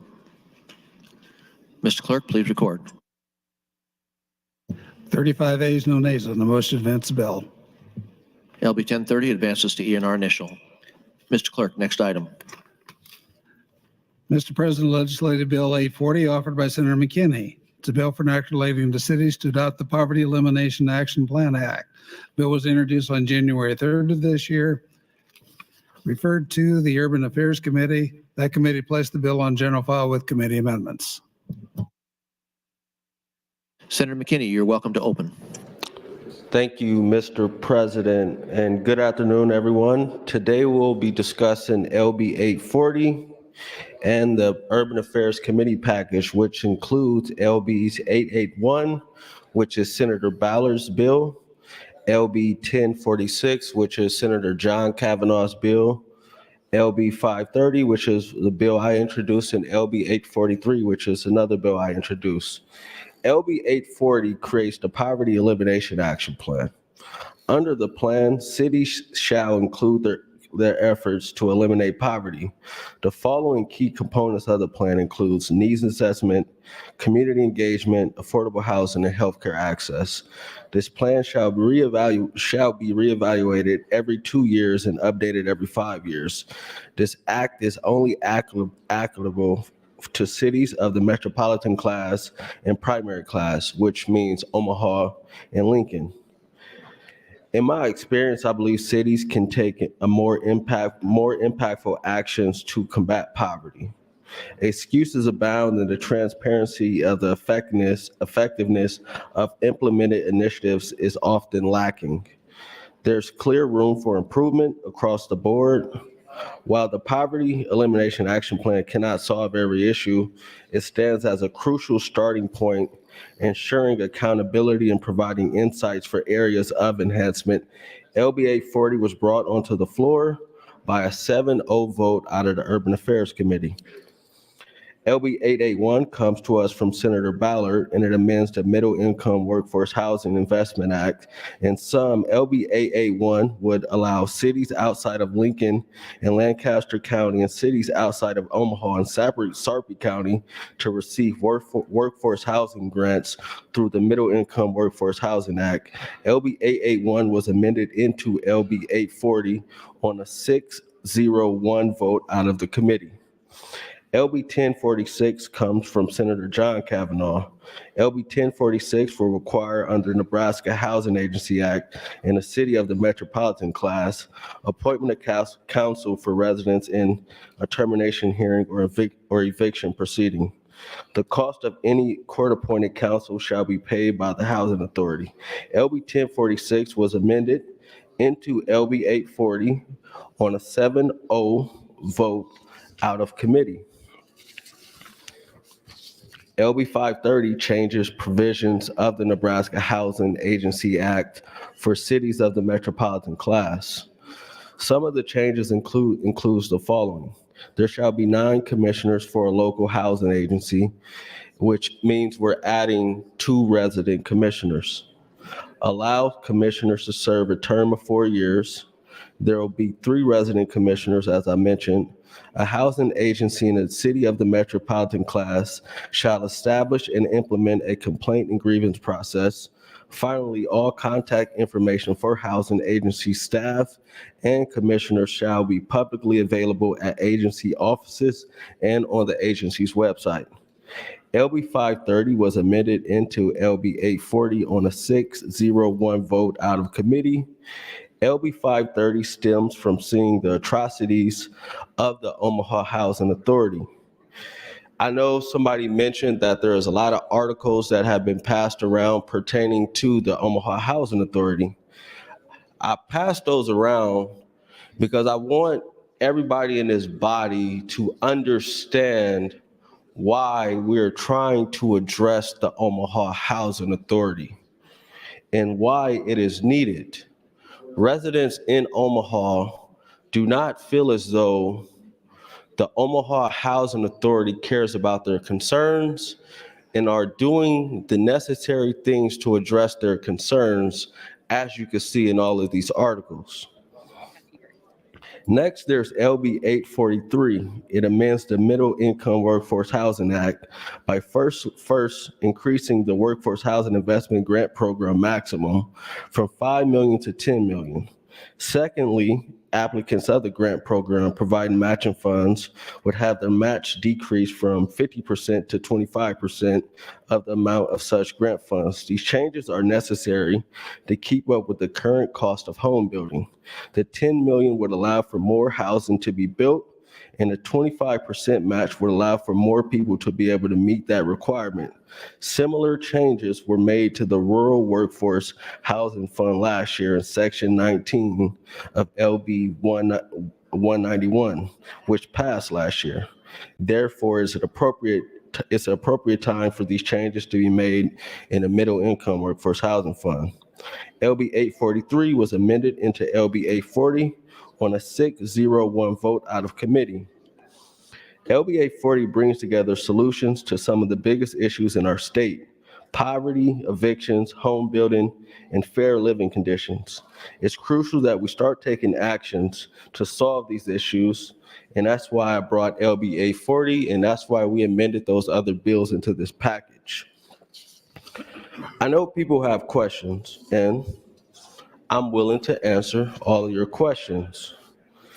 My idea behind the Poverty Elimination Action Plan was not that I thought it was a responsibility of the cities to take poverty on themselves, but in thinking about the bill, I was sitting one day and I was like, I've never seen anyone actually, no level of government, actually step up and create an action plan to even try to eliminate poverty. And I think that's part of the problem. Yes, I think everybody has a responsibility. The person, the community, this body, other bodies. And I don't think we ever can solve poverty unless everybody starts doing their part, whether that's the person, their family, in the community, whether it's this body, the city, or whoever else. I think we should be stepping up to try to create action plans to try to address it. So that's why I brought that bill. The reasons for the things we're trying to do with OHA, or public housing authorities, is because since my time being here, it's been issue after issue after issue after issue after issue, which you could see through all of these articles. And it was just another story that popped up that Senator John Kavanaugh sent to me overnight.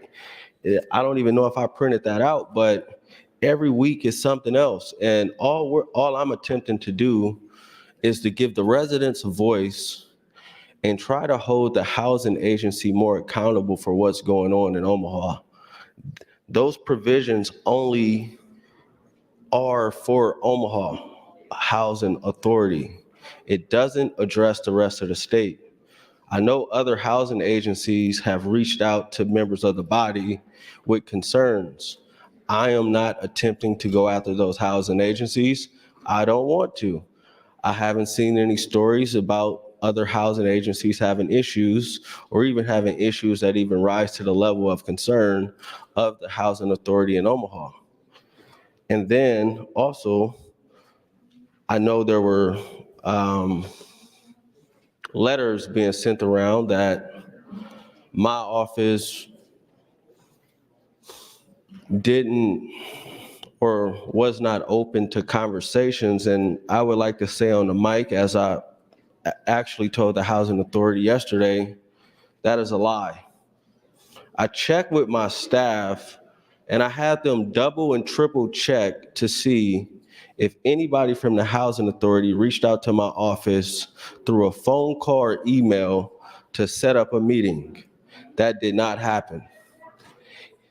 The crazy thing is, they reached out to Senator John Kavanaugh for a meeting and didn't even reach out to me, and he invited me because he didn't want to have the meeting without me.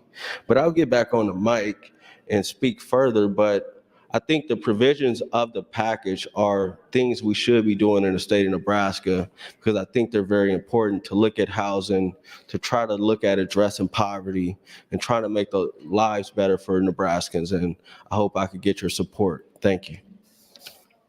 Senator McKinney, you're now welcome to open on the committee amendment.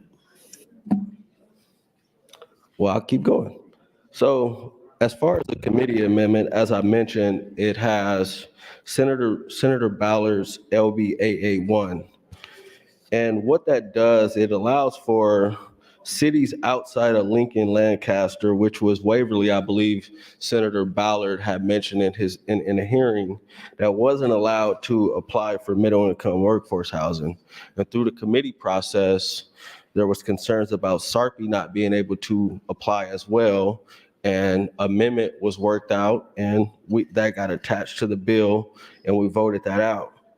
LB 1046, which is Senator John Kavanaugh's bill, which he'll get on the mic and speak about, addresses allowing residents the right to counsel in termination hearings and in evictions for public housing residents. This is not about private property owners or anything like that, just for public housing residents. The Omaha Housing Authority did not show up to the hearing. They did not show up to the hearing, and I don't even believe there is an online comment with a position. We did have a meeting yesterday, and they said they didn't oppose the bill, but now they sort of oppose it because they would have to pay the cost or something, but they didn't show up to the hearing and express no position at all. And they just showed up this week with concerns and questions. With 530, they did show up last year, and a lot of their concerns we addressed in the amendment to 530, because last year there was things with elections and the CEO being elected and all those type of things, and having to live in Omaha. And through the interim and to now, we made a lot of changes to 530 that was different from the original bill of 530. And I just want to be clear. I am only trying to hold them accountable. And it's only is for the public housing agency in Omaha. This is not for anyone else. It is only for the Omaha Housing Authority. No other housing agency will be impacted. I will not attempt to go after any other housing agency. If any of you guys would like to go after them, then that's y'all, but I will not attempt to. I'm saying that on the record. I don't have any type of energy to do so. I just would like to hold the housing agency in my community that has not done right by the individuals that I represent accountable for the things that they haven't done. Because when you get article after article, neighbors' complaints about the Omaha Housing Authority fall short. City, state leaders call for actions for unsanitary living conditions in Omaha's Underwood Tower. People demand action on vacated apartments left wide open in North Omaha. Infestation of bed bugs, roaches, Underwood Tower residents feel silenced about unsanitary living conditions. Omaha Housing Authority examines tenants' concerns about bed bugs infestation. Omaha public housing residents are facing evictions more often and sometimes over small debts. We're talking sometimes $30 and $60 people are being evicted. These are people who are living on fixed incomes. These are senior, not all elderly, I won't say that, but some of our seniors who are living on fixed incomes being evicted for $30 and $60. Extremely poor housing tenants are entitled to rent exemptions. In Omaha, they got eviction notices. I would mention They stopped evictions in November, but they didn't stop evictions in November because they wanted to do the right thing. Actually, they stopped evictions in November because it was found that they were not notifying residents that they had the ability to go through a grievance process. So they're potentially about to go through a class action lawsuit because there were people being evicted that they didn't notify that they had an option for a grievance. That's why they stopped evictions, and they plan to start them back up. So if you have questions, I'm open to the questions. I'm just want you guys to know, Terrell is not acting vindictive. I don't have a personal vendetta against anybody. I've talked to the people in the housing authority many times, and I told them I work for the people. My only concerns are the people. And most of the conversations I've had with these people, they rarely have ever brought up the residents and trying to do better about the residents. It's about protecting their seats on the board, them feeling, I guess, attacked, those type of things. I'm willing to meet with people, and we also, through the conversation, since we started having conversations, we are working on another amendment to address some things that have been brought up, which I'm amenable to, that I don't think are too bad or take away from the overall mission and intent of what we're trying to do with these bills. But if anyone tells you Terrell has refused to talk to them, that is a lie. If anyone tells you Terrell is trying to be vindictive and trying to attack people, that is a lie. I work for the people. And if the people bring me concerns, I'm going to address those concerns. If you had this amount of stories about an agency in your district not doing right by the people that you represent, what would you do? So with that, I'll yield the rest of my time and I'll get back on the mic later. Thank you. Mr. Clerk, for an amendment. Mr. President, Senator McKinney would move to amend the committee amendments with AM 3092. Senator McKinney, you're welcome to open.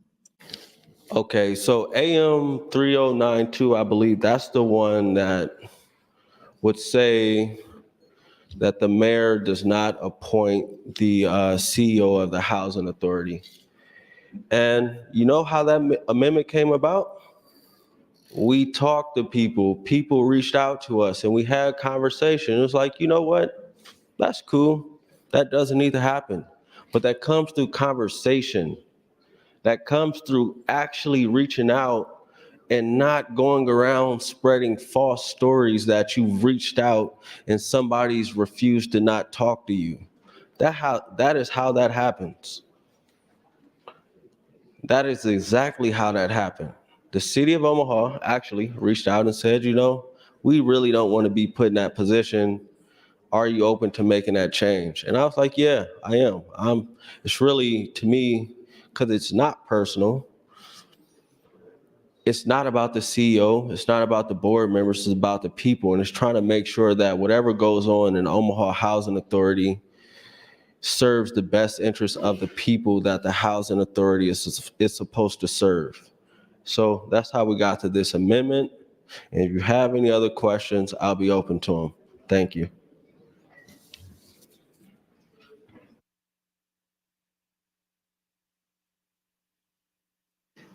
Senator John Kavanaugh, you're recognized to speak.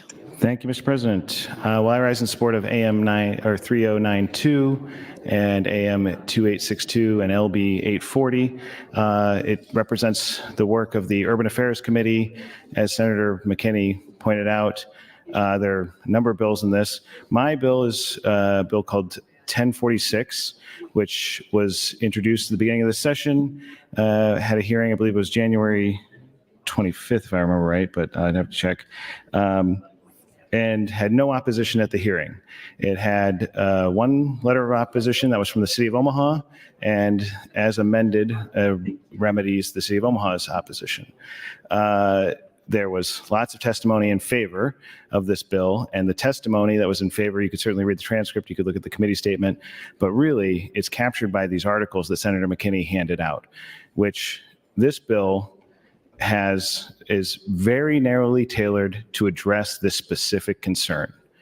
So, we have a lot of conversations, bills are overbroad and what have you, but this one specifically is tailored to affect housing agencies where they are the operator of the property in a city of the metropolitan class. So that there's kind of a couple layers there you need to understand. I know there's some confusion in folks who have reached out to you perhaps.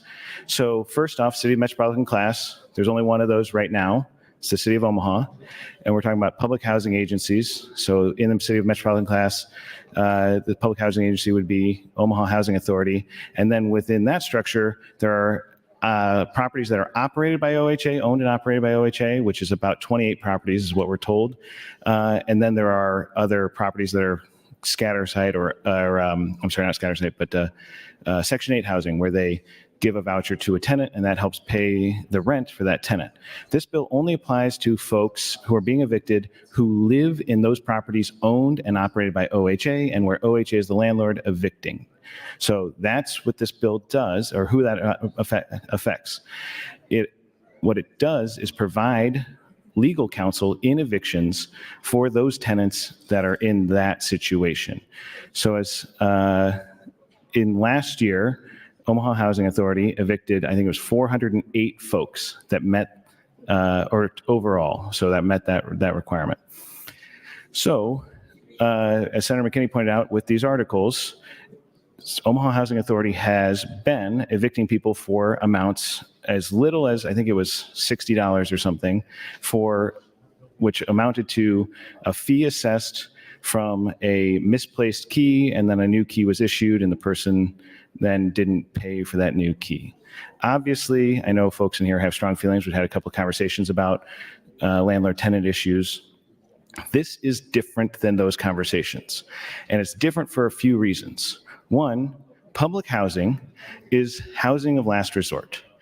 We heard at the hearing on this bill that the folks who are evicted from public housing are way more likely to become homeless, living on the street, within 30 days of that eviction than someone evicted from a private resident landlord. And what that means is that the burden to the city of Omaha, in this case, Douglas County, and all of the other entities is, and our nonprofits is high as a result of these particular evictions. It's higher than evictions from these other ones.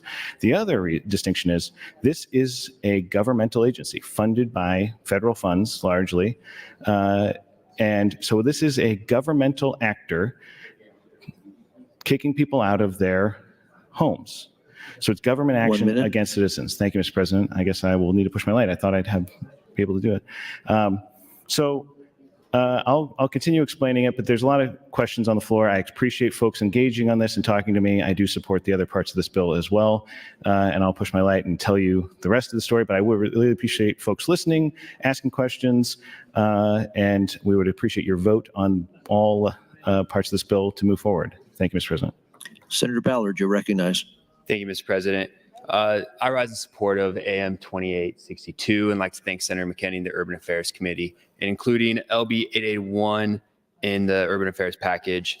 As Senator McKinney said, LB 881 allows communities inside a city or county of the Lancaster County to apply for middle income workforce housing.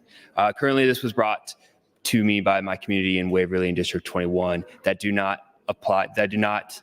qualify for middle income housing or rural housing because they reside in a county larger than 100,000. This would help as for communities such as Waverly, Bennett, Hickman that are growing, that a lot of their housing and population work in Lincoln, allow them to build more affordable housing that allows these cities to grow and contribute to larger communities. So with that, I appreciate the committee and would yield my time back to the chair. Senator Linehan, you are recognized to speak.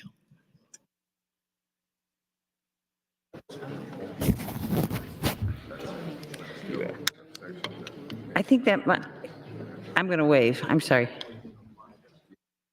Senator Erdman, you are recognized to speak. Thank you, Mr. President. Good afternoon. I was wondering if Senator McKinney would yield to a question or two. Senator McKinney, will you yield?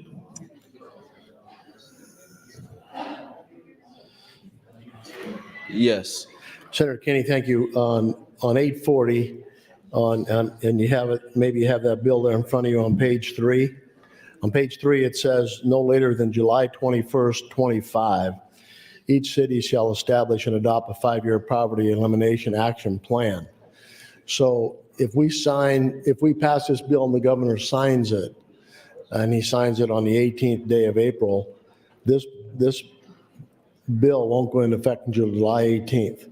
There's no emergency clause on this bill. Do you think that this bill should have an emergency clause so it goes in effect before the due date that the information is due?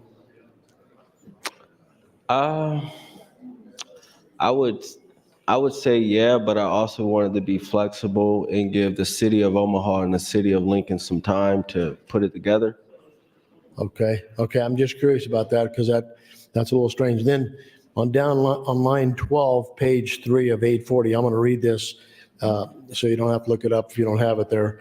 But it says the plan, here's what it says under section B, plan for the use of federal, state, and local incentives to eliminate poverty in high poverty areas, qualified census tracts, and economic redevelopment areas. And then it goes on to say, the next line, line 15, each city shall reevaluate its Poverty Elimination Act every 2 years and update its plan every 5 years to ensure its effectiveness and relevance. My question is, how will we know, what are you judging this against to know if you're successful in eliminating poverty? What qualifications are you going to use to say, yes, we've met our plan, or no, we haven't? What is the qualifications for eliminating poverty? It's putting together a plan and just evaluating it to see. That's the purpose of just evaluating, to see like what are we doing. One, you put a plan together, you evaluate every 2 years and just look at it and say, okay, we put a plan together, let's evaluate it. What have we been doing and how impactful have those efforts been? Can you give me some examples, in your opinion, what would be some of the things that would be in the plan that would help eliminate poverty? It's just one, looking at the needs assessment. What are the needs of the community? So if you do a good needs assessment and a good needs assessment evaluation, you understand the needs of the community. So then after 2 years, you could go back and evaluate and say, okay, how are we meeting those needs of the community? Okay. It goes on later on in the bill to explain some of those things, but it just seems peculiar that the goal is to eliminate poverty, but we don't see any specifics about how when we reach that goal, we have now claimed that we've made it. So I appreciate that. Thank you for answering those. I wonder if Senator John Kavanaugh will yield a question or two. Senator Kavanaugh, will you yield? Yes. Okay, Senator Kavanaugh, I gave you a document that I received from the Partners of West Nebraska Housing, and I'm going to read a little bit here to you, and then you have that document. I want you to respond to that if you would. Here was their concern. It says on page 4 through 18 of AM 2862, it makes significant changes to the Nebraska Housing Agency Act, primarily targeting Omaha Housing Authority, and we agreed that that was true, in ways which may make agencies ungovernable and negatively affect the operation available of affordable housing in Omaha. Is that a correct statement or not? I don't believe so. Okay, you don't believe that's correct. So I received this from Chapel, Scottsbluff, Gordon, Sydney, and other housing, people. And I don't know if we'll have time to get to all that. I'll put my line on again and ask you questions next time. I appreciate it. Thank you. Senator Von Gillern, you're recognized. Thank you, Mr. President. Would Senator John Kavanaugh yield a few questions? Senator Kavanaugh, will you yield? Yes. Senator Kavanaugh, and I mentioned this to you, if you could give me a little bit more clarity in your LB 1046, which was incorporated into the amendment, that calls specifically for providing legal representation to Omaha Housing Authority residents. Can you tell me a little bit about that, about how that would happen, how that would be funded, how that would be paid for, and potentially maybe the net benefit of doing that? Sure. I appreciate the question, Senator Von Gillern. And so the bill requires that OHA pay for it. It doesn't require them to pay for it in any specific way. So first off, I would say, well, right now, the fiscal note is from the city of Omaha's estimation. It was for 408 evictions, which was last year. Again, there's currently a moratorium on evictions, and that, I don't know what number they were basing that on, but I did a quick back of the envelope math here with court appointment rates in Douglas County of $65, and even at $5 a case, it's only about $130,000. So I would point out that OHA collected $134,000 in legal fees in 2022, and they estimated $149,000 in legal fees that they would collect in 2023. And I would just point out to you, I asked OHA about this, and I can talk more on my time about it. But when we did have a meeting, if those funds would be available for that, and they did not know if that was an allowable expense for that fund. So that's one option. I would say there's other options for them to seek foundation aid for it, and we're happy to talk about that. We're happy to help them look for other funding sources. But to your other question about what is the value to this, there are folks who are being evicted illegally by OHA, which is evidenced by the problem of their moratorium. That'll have a more of a cost and impact on OHA itself. And those folks who have, like I said in my opening, who have become evicted by OHA are much more likely to become homeless, and that has a cost. So, and then we, the city of Omaha and Douglas County in particular, bear those costs, but also the nonprofits. So there's a lot of positives by not illegally evicting people. Okay. But ultimately, I've another question I want to squeeze in before we get too far. If they, if legal counsel is not appointed for them, is there volunteer legal counsel that's typically available in these eviction scenarios? So I might not have enough time to answer all this, but about half of folks who go to court go to court and get a volunteer lawyer. These are more complicated cases, and I've done these volunteer cases. I wouldn't say I would be equipped to take an OHA case when I walk in the door there, because I'm not familiar enough with the technical aspects of specific to OHA. So there is a benefit of kind of economies of scale by having somebody who focuses on that as well, as opposed to having just a volunteer lawyer off the street who is not familiar with the specifics and potentially could be doing themselves a disservice by not providing accurate legal representation. Would you be concerned about having an attorney under contract that OHA is paying for that's supposed to be representing OHA residents against OHA? I think there is a way to structure it where it would not be a conflict. I think that there are other incidences where an entity is paying in a similar fashion. I personally think that the best course for them would be to contract with some other entity outside and pay them a flat fee for the year. But we're trying to be flexible with giving them lots of options to service this, to get to the ultimate end game of making sure we're not unlawfully evicting people. 1 minute. Okay, thank you, Mr. President. You mentioned that they had collected legal fees. I didn't catch the numbers, over $100,000. Where have they collected those? Is that funding that came from the feds? Where did that funding come from? So that is I'm not an expert in their budget, and this is probably a good conversation to have with them and continue. It's just a line item in their budget. My guess would be they assess a fee on evictions and charge it against the tenants when they evict them. Okay. All right. Okay. We can work off the mic on a couple of additional questions. Thank you. Thank you. Thank you, Mr. President. Senator Jacobson, you're recognized. Thank you, Mr. President. Well, I too have some questions here, and I kind of want to follow up a little bit on some of the questions that Senator Von Gillern asked. First, I just want to say again that I grew up on a rented farm with no running water in the house. We were dirt poor. And one of the things I found growing up was, you know what? Poor is a state of mind. If you apply yourself, you can get out of poverty. But if we're going to constantly be handing money out every step of the way, no one's ever going to change.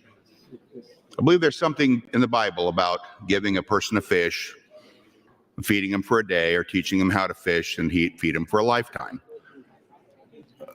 There's SNAP. There's low-income housing.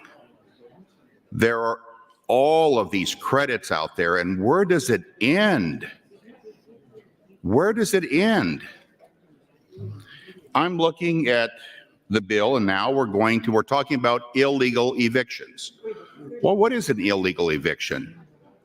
I mean, if someone's paying their rent, they're not going to be evicted. So what's an illegal eviction?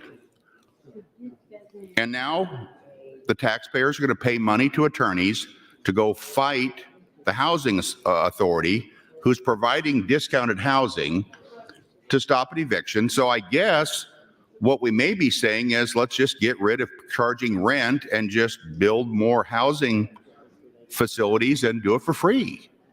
I mean, that seems to be the end game here. I also look at this, and I look at LB 843, and I'm seeing that the middle income workforce housing program, we talked a little bit about that yesterday. We moved an additional $12.5 million into that was supposed to go to rural housing, rural workforce housing. And now we're going to move the grants from $5 million to $10 million. And we're going to reduce the match from 50% to 25%. So why is that just middle income? Why not rural workforce housing? Why doesn't rural workforce housing get the same deal? I thought that's what we talked about yesterday. So, and Senator McKinney, if you want to respond to that, I would love to have, and if I could ask a question to Senator McKinney, I'd love to have him answer that piece of the question if he would. Senator McKinney, will you yield? Yes. Thank you. Senator Jacobson, we're trying to match rural and middle. Rural has already a 25% match. Middle has 50. We're trying to match rural. That's why we're making the change. And we're changing the cap from 5 to 10 because the reason why the money isn't being spent down is because a lot of the agencies like Habitat are already at the cap and they can't access more dollars for the money to be spent down. So let me be clear. So what we're saying is that they've got more money in the fund than they can use under the current guidelines. There's money in the fund that can't be used because a lot of the agencies that do the work are at the cap. Cap as far as how much they can receive? Yes. Okay, now is rural workforce also a $10 million cap? To my knowledge, yes. I could double check though. Okay. I mean, if we're going from 50 to 25 to match up rural workforce housing, I'm A-okay on that. I guess I'd be curious if we're doing the same on the other. And I'm also concerned that now that we've moved another $12.5 million to this, are we just going to sop that up now with the 10 million and where this money could have been used out in rural workforce housing? Because it sounds like we were running into a situation where we had excess money, and perhaps that's why the committee chose to go the way it did originally with their recommendation yesterday. So I just wanted to confirm that. Well, we had excess funding because a lot of the agencies couldn't request more dollars. That was a problem last year, and that's why the governor, from a part of his veto was because it was a lot of money that wasn't spent because a lot of those agencies couldn't spend down the dollars. I got you, and I understand that. I'm just thinking that could we have spent the dollars out west if we were under the same program? That's probably where I'm at. I'm not asking you to answer that. I appreciate your answers, and I didn't speak to you before, so I feel bad about asking you the questions. Time, thank Senator. you. Thank you. Senator McKinney, you're recognized. Thank you. So to be clear, LB 840 in the package would not have any fiscal impact. None of these bills have any fiscal impact at all. We're not trying to give anybody a cent, really. There's no fiscal impact. LB 840 is just saying, hey, let's put together a plan to look at eliminating poverty. I honestly don't know how anybody can have a problem with trying to put together a plan to eliminate poverty. The stuff around OHA, as Senator Kavanaugh was stating, is the Omaha Housing Authority has not been doing a great job. And Senator Jacobson, why he said illegal evictions is because I stated earlier, they paused their evictions because it was found that they weren't notifying residents that they had an option to seek grievances. So they were being evicted without being allowed to go through a grievance process. So yes, technically, yes, it's illegal evictions. So that's why that happened. I'm not sure where the other questions are coming from. This whole package is trying to help people and trying to find creative ways to address poverty, look at what is supposed to be one of the biggest crises in our state and is housing, and trying to provide more flexibility for individuals that are trying to tackle our affordable housing crisis or our housing crisis in the state, and trying to assist different municipalities with their issues. And that's what we're trying to do with this package. And so I hope that I can get your support. I'm not trying, again, portions of this is only, as far as the housing authority, it's only limited to Omaha. I'm not trying to go after other housing agencies. The housing elimination action plan was more expansive, but after the hearing and talking to other municipalities, we limited it to just Lincoln and Omaha. Lincoln and Omaha do not have opposition to this. The municipalities that did have opposition, we amended them out of the bill, and they are now okay. They're now neutral and okay with the bill. They don't have opposition. Just to be clear. Thank you. Senator John Kavanaugh, you're recognized to speak. Thank you, Mr. President. I appreciate everybody's interest in this. And again, I would point you to the fact this is a real conversation. People have real questions. One of the reasons people have real questions is there was some opposition to this bill was ginned up late last week, and letters were sent out to most of your rural or other housing authorities and agencies to put fear into people. And I was remiss in not pointing this out. Senator McKinney pointed out in his introduction. We had the hearing on this bill. Nobody came in opposition. We didn't hear anything from OHA or from anyone about it. And then it was put into the committee package, and it was coming up. Basically, we knew it was coming up pretty soon because it's the committee priority bill on the floor. And I got an email last Friday asking to meet and discuss this bill. And it was directed to me, and I said, well, this is Senator McKinney's bill is implicated here as well. I'm going to ask him to join this meeting. So we offered to meet Monday or Tuesday. We met on Tuesday, which was yesterday. I know it's hard to remember with this week. But we had the meeting, and I would call it productive. We had a very robust conversation about the Omaha Housing Authority's issues with this. We had a conversation that covered why this bill exists and why it is where it is now. But what I will tell you, colleagues, is we write bills, but we need input from the folks these bills affect.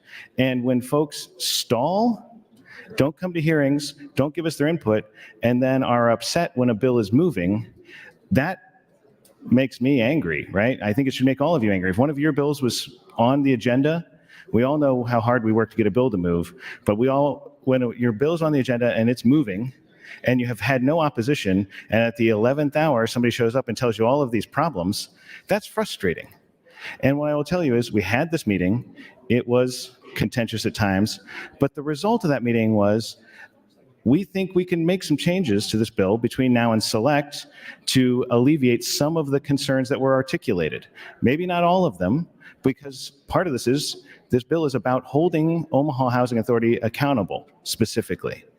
And they are shocking. Agencies do not like to be held accountable. We all know that. Nobody wants to be called on the carpet, as it were.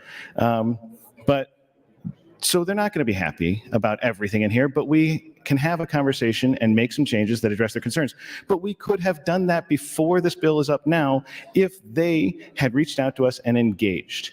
So that's why at this point, we're asking folks to vote for this bill and move it forward. And I am telling you, Senator McKinney and I have worked with them. We are having continuing conversations where we're getting some pretty dense information to digest, to work on potential proposals that address some of the concerns. So we will do that. We will work on it between now and select. But to go back to what we're actually talking about here, illegal evictions is what we're talking about. And we're talking about different, Senator Jacobson, than people not paying. 1/3 of all residents in OHA qualify for the minimum amount. So OHA is subsidized housing. So it is housing of last resort. It's meant for folks who are poor, right? Average income in OHA, $15,000 a year. So that's the average income. But 1/3 of everybody qualifies for their minimum amount, which I'm told I think is $50 a month. So what Senator McKinney was talking about is the grievance process they weren't notifying people of, which means that when someone say they're going to increase your rent, people have an opportunity to object. Because this is income-based rent, people could say, no, my income didn't go up, or my income went down, or I have a justification for less rent. So, Senator Jacobson, if it's just for non-payment, it's not just for non-payment. It's because they weren't assessing the correct rent that they're supposed to 1 minute. under the federal guidelines. So that's why we're talking about it's important to make sure that people's rights are represented and that we're doing this right, because the disproportionate impact that these evictions have on our communities and the people we're talking about, and that the intention here is to provide a safety net for our most marginalized folks. So the government is the actor, and it is violating people's rights. We have a responsibility and an opportunity here to set that right in this bill. I'll push my light again because I got apparently more to say, but I appreciate the questions on and off the mic. I would happily entertain more questions to clarify any of the concerns that folks have had raised.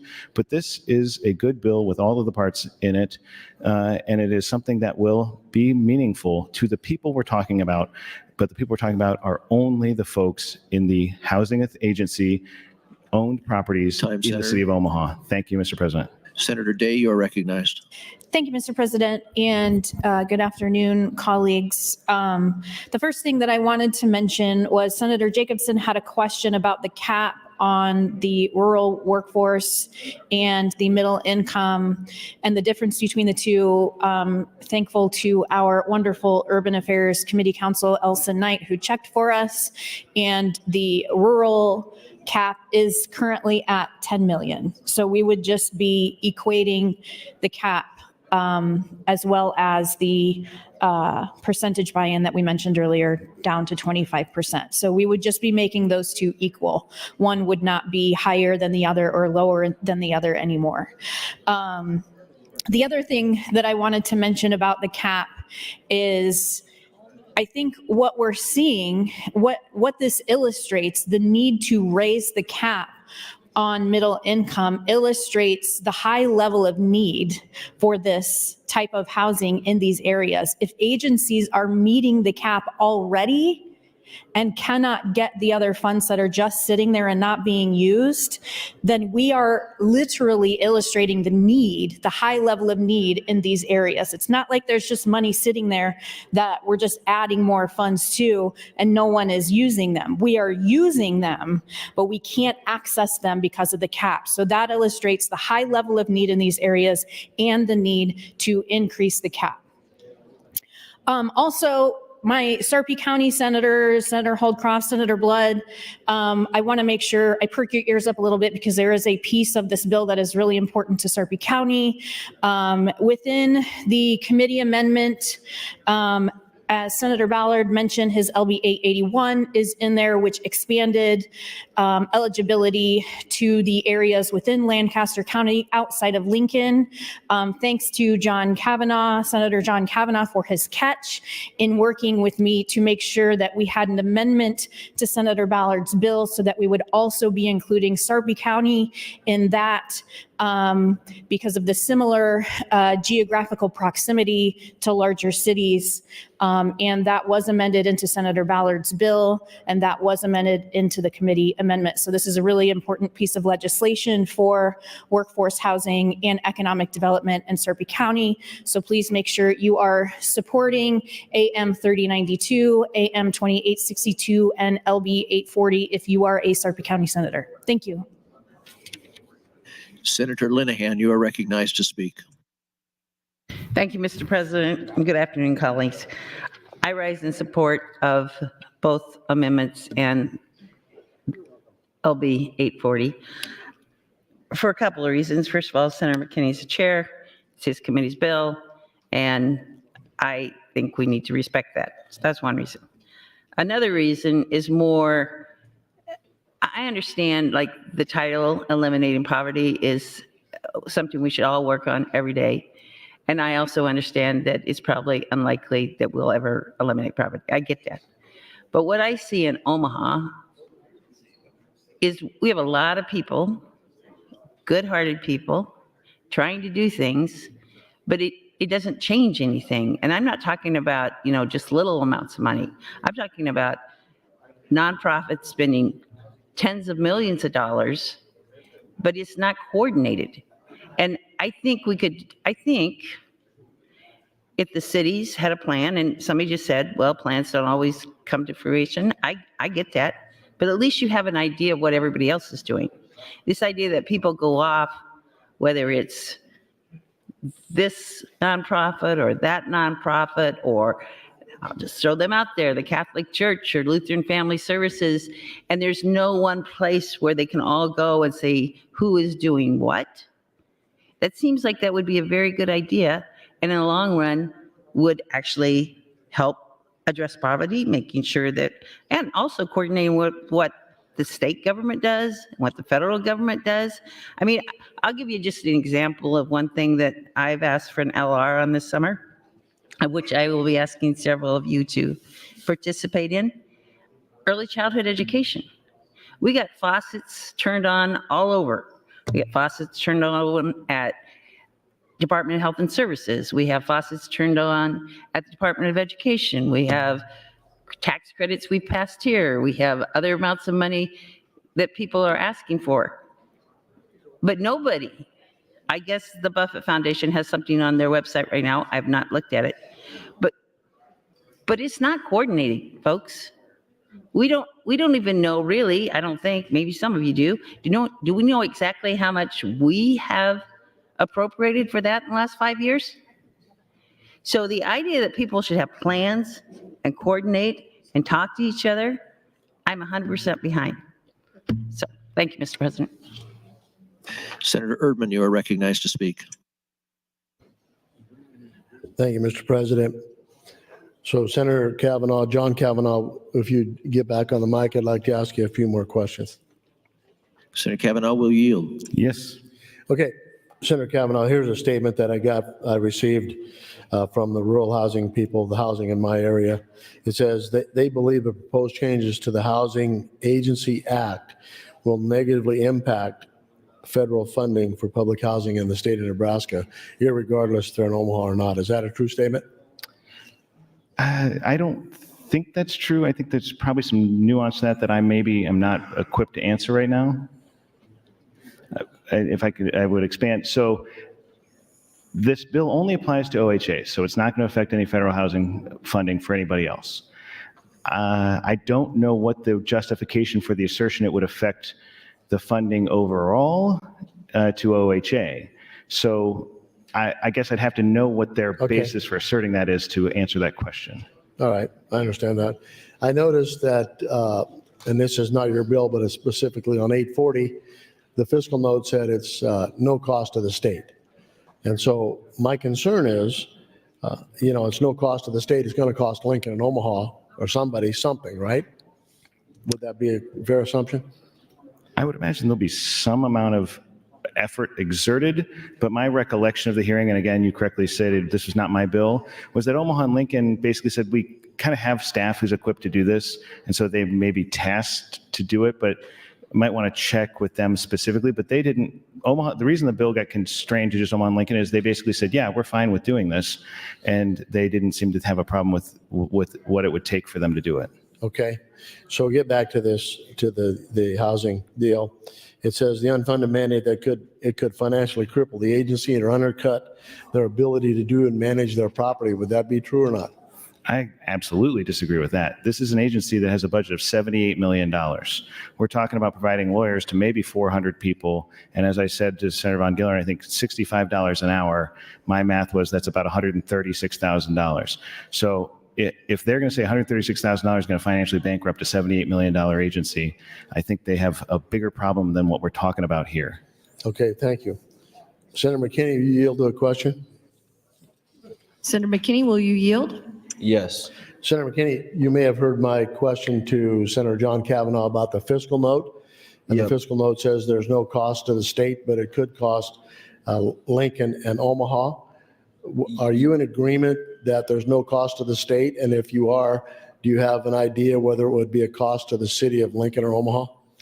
I'm not sure what the cost, well, it won't be a cost to the state. I'm not sure what the exact cost would be for the city of Lincoln and Omaha, but I've talked to people, individuals from both city of Lincoln and Omaha. They are already sort of doing a lot of this, and there's also different entities in both that operate in both Lincoln and Omaha that already do a lot of this, that have offered up their services to assist both Lincoln and Omaha with help with putting together these plans. So I'm not too concerned, and it didn't seem like Lincoln and Omaha was too concerned about the cost as well. Okay, thank you for answering the question. Thank you. Thank you, Senators McKinney, John Kavanaugh, and Erdman. Senator Von Gillen, you're recognized. Thank you, Madam President. Would Senator John Kavanaugh yield to some questions? Senator John Kavanaugh, will you yield? Yes. Thank you. Senator Kavanaugh, we had a conversation off mic and talked about the fact that OHA has some concerns about particularly the questions I asked you a little bit ago regarding legal defense of tenants that potentially could be evicted. And I just want to confirm, you've had conversations with OHA. Are there potentially some changes that you're considering and making to your bill or to, I guess, to the amendment? And if you're at liberty to say what those might be and what that might look like going forward. Sure. Well, I don't want to commit to anything in particular, so thank you for this question, Senator Von Gillern. What I would say is, again, we had our first conversation yesterday, Tuesday, and we actually have had several conversations out in the rotunda today and gotten some more information. And there are some, I would say, concerns that I think are really addressable that we can get to, and Senator McKinney and I are very happy to work on that and get the bill, because we feel strongly about the objective of this bill and amendments that are going to serve the intention of the bill and make it actually work better, which, again, experts engaging with us help us to craft bills that actually work the way we want them to. And so we are committed to bringing an amendment on select that will address at least some of those concerns. I'm not sure where we're going to be on all of them. I would say they enumerated 5 to 6 concerns, and I would say we've got some really solid ideas on about 4 of them. And so we're kind of still, there's some really dense information essentially to digest on some other ones, and we're just going to need a little bit. We couldn't get an amendment drafted for today, but yes, we're committed to working with them, continuing the conversation. We appreciate them finally engaging with us about it, and we will embrace it in the spirit in which it is intended, which is, I think, collaboration to serve the residents of the Housing Authority. Thank you, Senator Kavanaugh. Would Senator McKinney yield to a question? Senator McKinney, will you yield? Yes. Senator McKinney, I'm not asking you to affirm what Senator John Kavanaugh said. I believe everything that he said. I want to just make sure that you're of a similar mindset of working with OHA to try and reach a resolution and try and move this forward in a way that still achieves your goals, but is possibly a more workable scenario for them. Yes, I've told them, and like I tell anybody, I'm willing to sit down and talk to anybody and try to find a pathway to find solutions that as best as possible makes, if you maybe not always make everybody happy, but at least get to, a space where where it's not as, get to a better space, I would say that. Okay, So good. yes, I'm open to that. That's it. If you're committed to do that, then I stand in support of the bill and the amendment. Thank you. Yep, no problem. Thank you, Madam President. Thank you, Senator John Kavanaugh, Senator McKinney, and Senator Von Gillern. Senator Vargas, you're recognized. Thank you very much. I just want to make sure that I got up and talk in support of the intent of the bill and what Senator McKinney is trying to do here. While I necessarily wouldn't agree with every single component of this, I think that there's a couple of things that I think are important to call out. Plans are not bad things. Having the intent to have plans help us to inform how municipalities can and should do more. And in this particular instance for the OHA, in my experience, both working with them and seeing what accountability looks like, I think that we can do a better job of accountability and also working with them. I trust empowering Senator McKinney to do everything he can between general and select to then improve upon this. And it's good to hear from Senator John Kavanaugh that, look, compromise doesn't mean that they're going to agree on everything that they're intending to do. That's not, in my opinion, the goal of this. It's that there are some things that they could possibly work on and find common ground. There might not be common ground they find on certain things. What I ultimately care about is whether or not we are reducing unnecessary evictions, whether or not we actually are reducing poverty. We're creating more fairness and equity in the system for residents. The voices of the people that are actually on the OHA board that are more representative of the people that are being impacted, not only by housing insecurity or are on many of the programs that are equated with poverty. We want to make sure that their voices are being included in the policy that is shaping their day-to-day life. And then second, separate aside from some of the other amendments, look, for rural and middle-income workforce housing, the end game here is, and I think Senator Day said this pretty aptly, which is if we're expanding them, it's because there's need.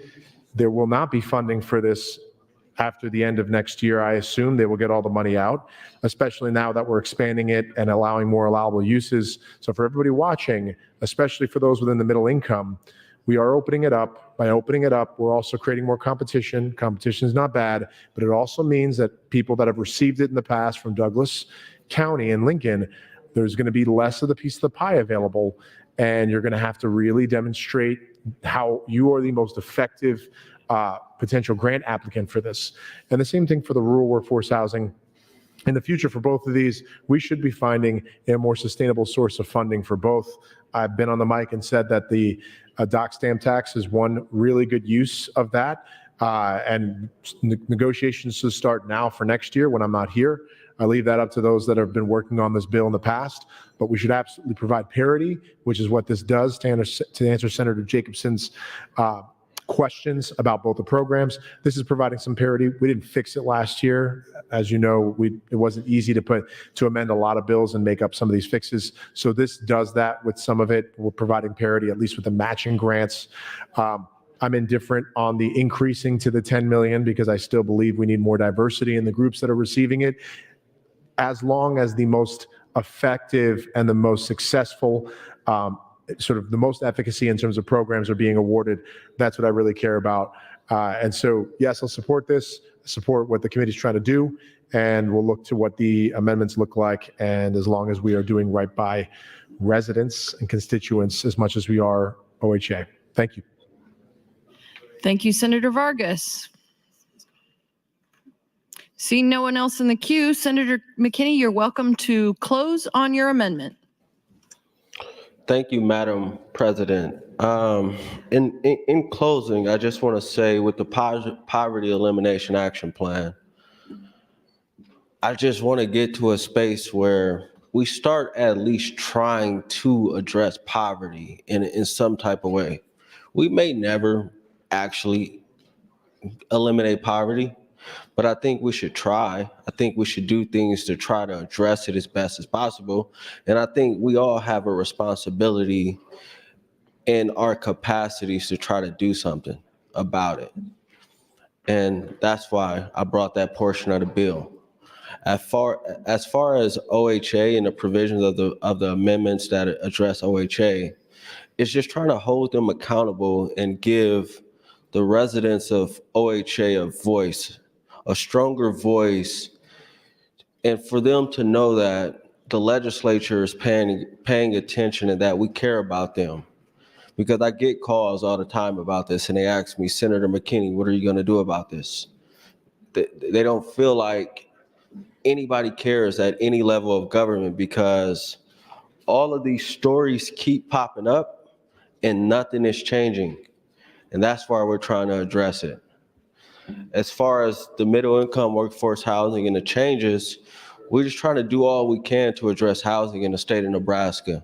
If it's such a crisis, I believe we should do all we can to provide more access to housing as fast as possible in all areas of Nebraska, so we can have more access to housing for Nebraskans, especially with dollars that should go to them. And with that, I ask for your green votes on AM 3092 and AM 2862 and the underlying bill. Thank you. Thank you, Senator McKinney. The question, colleagues, is the adoption of AM 3092. All those in favor vote aye. All those opposed vote nay.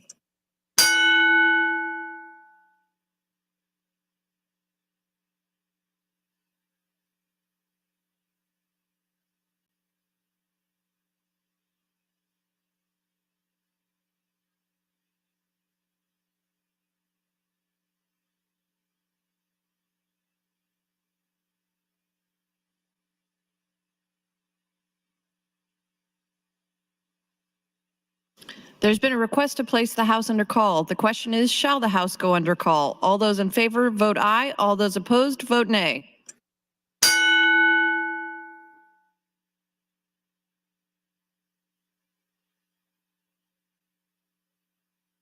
Record, Mr. Clerk. 22 ayes, 4 nays, place House under call, Madam President. The House is under call. Senators, please record your presence. Those unexcused senators outside the chamber, please return to the chamber and record your presence. All unauthorized personnel, please leave the floor. The House is under call.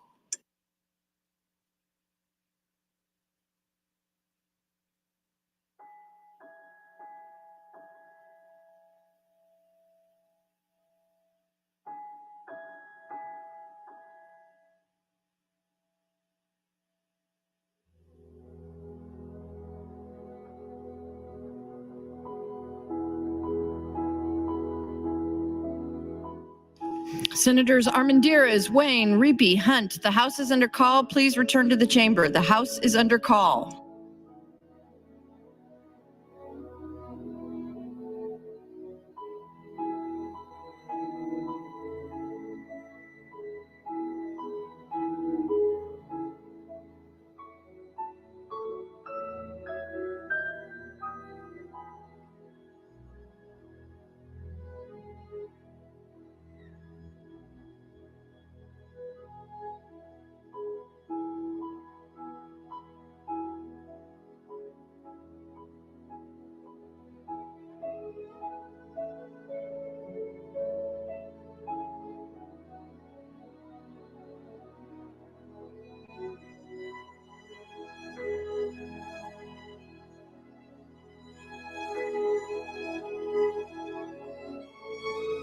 Senator Wayne, the House is under call. Please return to the chamber.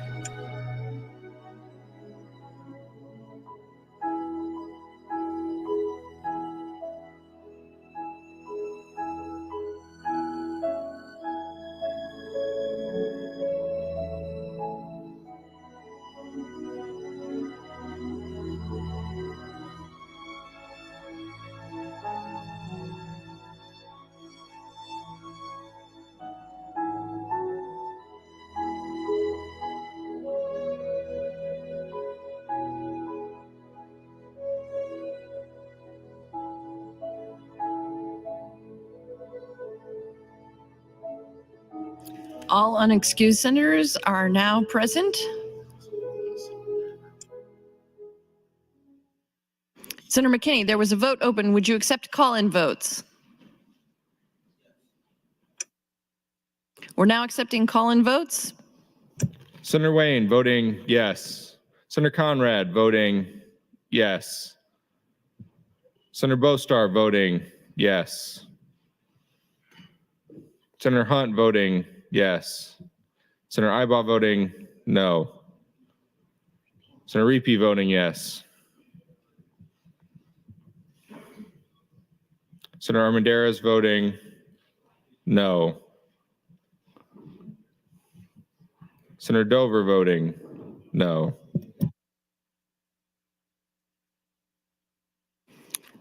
Mr. Clerk, please record. Madam President, 28 ayes, 10 nays on the adoption of AM 3092. The amendment is adopted. I raise the call.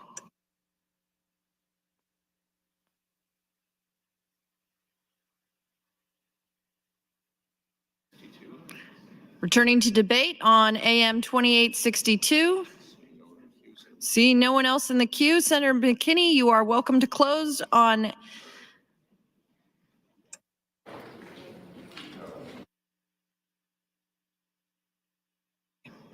Senator McKinney, you're welcome to close on AM 2862.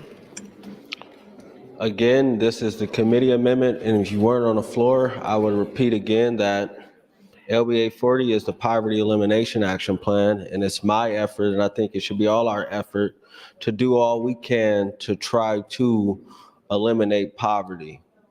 It's not the solution. I don't think anybody has a complete solution to eliminate poverty, but I think we all have a part to try to eliminate poverty. Also, I think as a body and as senators, I think we have a responsibility to try to do all we can to assist the residents that live in Omaha Housing Authority's jurisdiction, to try to help them and assist them, because as you've seen from all these stories, that their concerns have not been addressed. Lastly, I think with the middle income workforce housing, I think we should do all we can to try to address the housing crisis in the state of Nebraska. And with that, I'll ask for your green vote. Thank you. Roll call vote, reverse order. There's been a request for a roll call vote. Colleagues, the question is the adoption of the Urban Affairs AM 2862 amendment. Mr. Clerk, please call the roll in reverse order. Senator Wishart voting yes. Senator Wayne voting yes. Senator Walls voting yes. Senator Von Gillern voting yes. Senator Vargas voting yes. Senator Slama voting no. Senator Sanders, Senator Repe voting yes. Senator Raybold, Senator Merman not voting. Senator Mosier voting yes. Senator Meyer voting yes. Senator McKinney voting yes. Senator McDonald voting yes. Senator Lowe voting no. Senator Lippincott voting no. Senator Linehan voting yes. Senator Kauth voting no. Senator Jacobson voting no. Senator Ibaugh voting no. Senator Hunt voting yes. Senator Hughes voting yes. Senator Holdcroft voting yes. Senator Hardin voting no. Senator Hansen voting yes. Senator Holleran not voting. Senator Frederickson voting yes. Senator Erdman voting yes. Senator Dungan, Senator Dover voting no. Senator Dorn voting yes. Senator Decay voting yes. Senator DeBoer voting yes. Senator Day voting yes. Senator Conrad voting yes. Senator Clements voting no. Senator Michaela Kavanaugh voting yes. Senator John Kavanaugh voting yes. Senator Brewer voting yes. Senator Brandt voting yes. Senator Bostelman voting no. Senator Bostar voting yes. Senator Bosson, Senator Blood voting yes. Senator Ballard voting yes. Senator Armendariz voting no. Senator Arch voting yes. Senator Albright voting no. Senator Aguilar voting yes. Vote is 31 ayes, 12 nays. Madam President, on adoption of the amendment. The amendment is adopted. Returning now to discussion of LB 840. Is there anything else on the bill?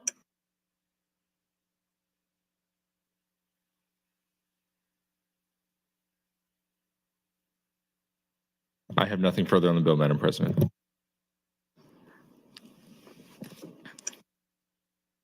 The question is, Senator McKinney, you are welcome to close on LB 840.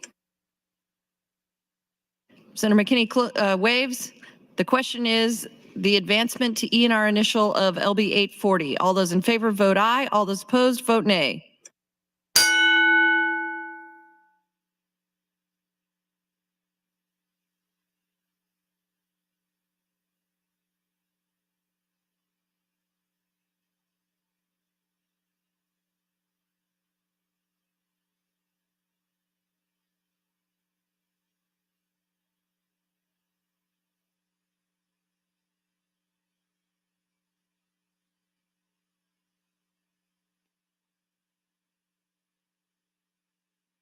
Have you all voted who care to?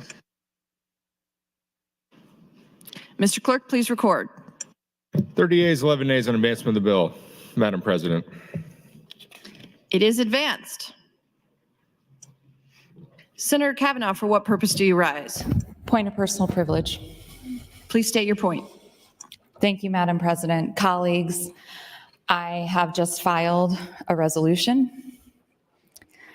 I have spoken with Senator Slama, Senator Kavanaugh, Senator Dungan, people directly impacted.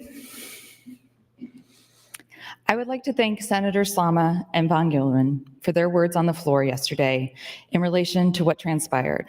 This is not a partisan issue, nor a gender-specific issue. This is something that we should all care about deeply.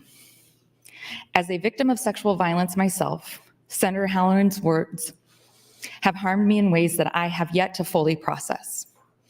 I am grateful to my family, my friends, several of my colleagues, but not all, and especially my husband, Nick, for their love and support.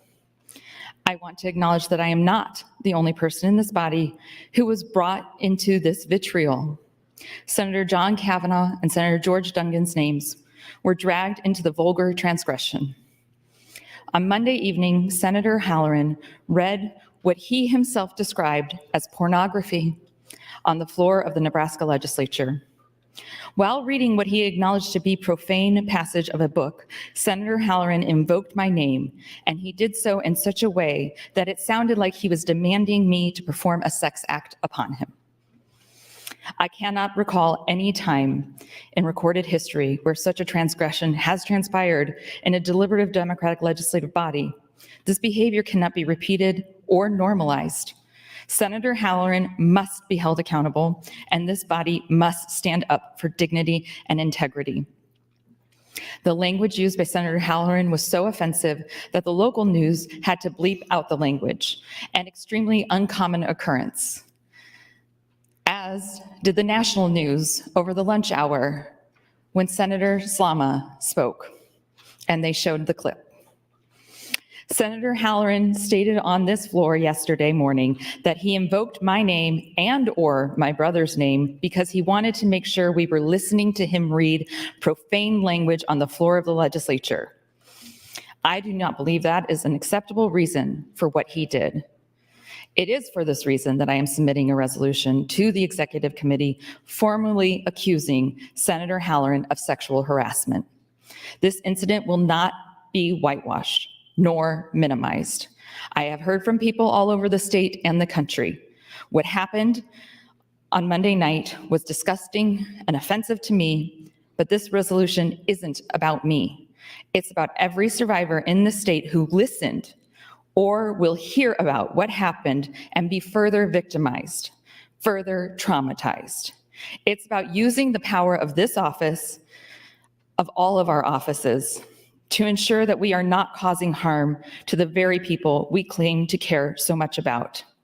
It's about consequences, demonstrating that there are consequences to victimizing people, to taking away their consent, to silencing them, and shaming to abuse. Colleagues, this is a grave situation, and it should be treated gravely. It should be treated also with compassion, and it should be inclusive of the people who were named.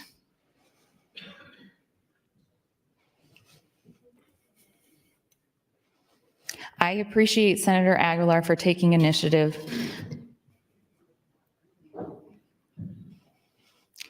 But no one spoke to me. No one asked me, and I will not speak for my brother, but I think he might say the same thing. What we wanted, what we needed.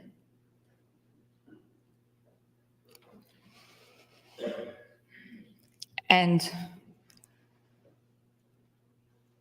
it feels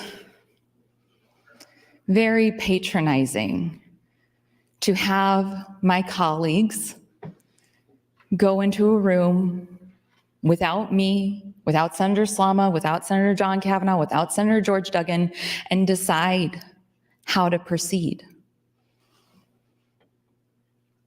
This is how we will proceed. It will be in public, and it will be transparent, and there will be a hearing. Thank you, Madam President. Senator Slama, for what purpose do you rise? Point of personal privilege. State your point. Thank you, Madam President.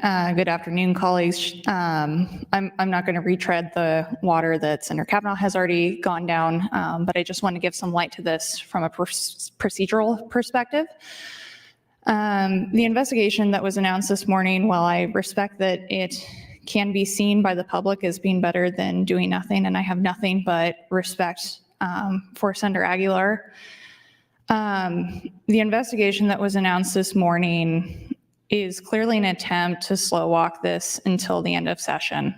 We don't need an investigation. We don't need to waste taxpayer resources hiring an outside counsel. We owe it to the people of Nebraska to take care of this now. If we cannot take immediate action on something that is said on camera to the entire state, our policies are not sufficient. To pretend like our policies are sufficient when, as we announce an investigation, it is important for people who haven't operated in this space to realize is that the outcomes we can have at the end of whatever investigation the executive board is putting together, which, mind you, I'm a member of the executive board. I'm the only female on the executive board out of 9 senators on the executive board. I was not notified that this was going to be announced today. Moreover, those impacted were not notified that this was going to be announced. So not only are we announcing an investigation according to our policies, but in the process of announcing that investigation, we are already violating that policy because we've failed to loop in the senators who were actually harassed. So we can't have an investigation under any kind of harassment policy when those harassed aren't looped into the fact that an investigation is going to happen until it's announced on the floor. Moreover, the three outcomes we can have at the end of this investigation are the exact same that we can have now. Three options: a letter of condemnation from the executive board, a censure, or an expulsion motion. Senator Kavanaugh has taken the initiative to file a resolution to, I believe, censure, right? Which I support us taking up. We don't need an investigation. We deserve to have this, as these comments were made, this investigation happen just as publicly. An investigation only serves to slow walk this, sweep it under the rug, which I know has offended some people. I don't care. I got accosted for that yesterday, for saying that we were going to sweep this under the rug. And then sure enough, this morning, an investigation to do just that, to slow walk things so that we can't take action before the end of session, which disqualifies 2 out of the 3 options we have, would be off the table. Like, I get that what Senator Kavanaugh is doing is inconveniencing certain people, but at the end of the day, we are lucky as a state that this is the highest cost we have for the completely inadequate policies we have now in dealing with workplace harassment. God forbid, next year, as we're sitting here every single year, every year I've been here, we've been a national joke Like, y'all realize this is on CNN, this is Yahoo, this is AP, MSN. The entire country is looking at the state of Nebraska going, wait, what did he say? And why haven't they, they have to investigate the thing that they caught on camera that he shared to the entire, why? Every single year, it is some variation of this. And thank God we're dealing with this now. Because God forbid next year it's some poor staffer that gets victimized and they have the good sense to lawyer up and sue the state. Because our harassment policies, our workplace professionalism policies are so inadequate, even compared to other state legislatures. So we're going to have this debate, we're going to have it publicly, and I wanted to give some color to what this process was going to look like and why I'm supportive of it. And I would like to thank the Kavanaughs for their grace during this process. You have shown a lot more grace than I'd be able to. And yeah, I look forward to moving forward with this discussion and this debate happening in the full light of day. Thank you, Mr. President, Madam President, so sorry. Thank you, Senator Slama. Mr. Clerk. Some items, if I could, Madam President. Your Committee on Revenue, chaired by Senator Linehan, reports Legislative Bill 1032 and LB 937. A corrected committee report on Legislative Bill 937. Both to be placed on general file with committee amendments. Amendment to be printed from Senator Clements to LB 1027. As it concerns the legislative agenda, Madam President, general file Legislative Bill 1329, introduced by Senator Merman. It's a bill for an act relating to the Nebraska Career Scholarship Act. Changes provisions relating to an award to a student attending a community college, state college, private college, or the University of Nebraska under the act.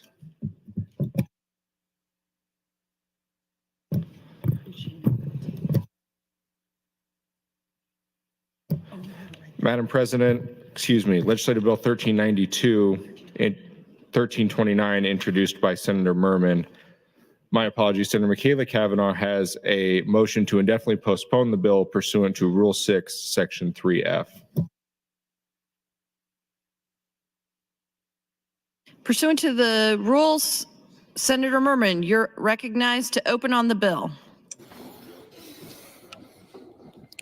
Thank you, Madam President. LB 1329 with Amendment 2831 is the Education Committee's first priority bill, which represents a lot of hard work from all the members of the committee. Amended into LB 1329 is LB 855, 962, 1012, 673, 1385, and 1339. I don't necessarily have the time to go into each of these bills, so I will invite each of the original sponsors of those bills to get on the mic and introduce their part. LB 1329 seeks to strengthen the Career Scholarships Program. To provide some context, career scholarships were created in 2020 as a way to curb the brain drain in Nebraska, with the goal of getting successful students to go to a Nebraska school and be connected with an internship before graduation. The scholarships are intended to specifically attract critical jobs that we need more of in this state that will reward those graduates with a good salary right here in Nebraska. At the university level, about half of the scholarships that have gone out have gone to engineering, around a fifth have went to computer science, and around a fifth have went to healthcare programs. These are jobs that our economy needs, and in many cases, we've been struggling with the shortage in these roles. At the state college level, I don't have exact data, but I do know education is a top use of the scholarship, which is of course a sector in the workforce we need more of. A 2023 article in the Journal Star wrote that the scholarship was both an effective recruiting tool to keep top Nebraska students close to home, and students who receive the scholarship are more likely to finish their degree. One student who was trying to decide between UNK and Northwest Missouri State University to study speech-language pathology said, It definitely played a big factor in choosing a college. It was important to me to not be drowning in debt. Despite the quality of the program, there are still some flaws that this bill is hoping to fix. I and the members of the Education Committee have done a good bit of work here, meeting with the community college system, the state college system, and the Council of Independent Colleges to make sure everything in here they're on board with. They all want this program to succeed, so there's just a few modifications that I'll go into. Firstly, the original bill did not account for students who may have earned a credential through dual enrollment while still in high school. As early college or dual enrollment programs become more common, we want to make sure the scholarships include them, especially when we consider the goal of this scholarship is to attract high-performing students and students who are taking dual credit in high school. They will likely be in that category. Secondly, the original bill also had some challenges with original reporting dates. So this modifies those dates to be better in line with census and graduation data. Next, this bill shifts the administration from the Department of Economic Development to the Coordinating Commission for Post-Secondary Education. The community colleges and independent colleges have expressed that the CCPE would be better involved in this process and is a more logical fit. Next, this bill would allow for scholarship eligibility to consider high school GPA of 3.0 or higher. Because some schools have been moving toward a test optional, this would be a logical change. Finally, this bill adds ROTC as an eligible program of study. This was a recommendation that came to us after learning that some of our schools, ROTC enrollment has been struggling, and the program risks being on the chopping block. When we consider the fact that both our U.S. military and Nebraska National Guard are going through substantial recruiting shortage, adding an extra incentive that our colleges can offer to encourage ROTC students would be a good addition. To conclude, the Career Scholarship Act set up a great program, and LB 1329 seeks to strengthen it with several important but relatively simple changes.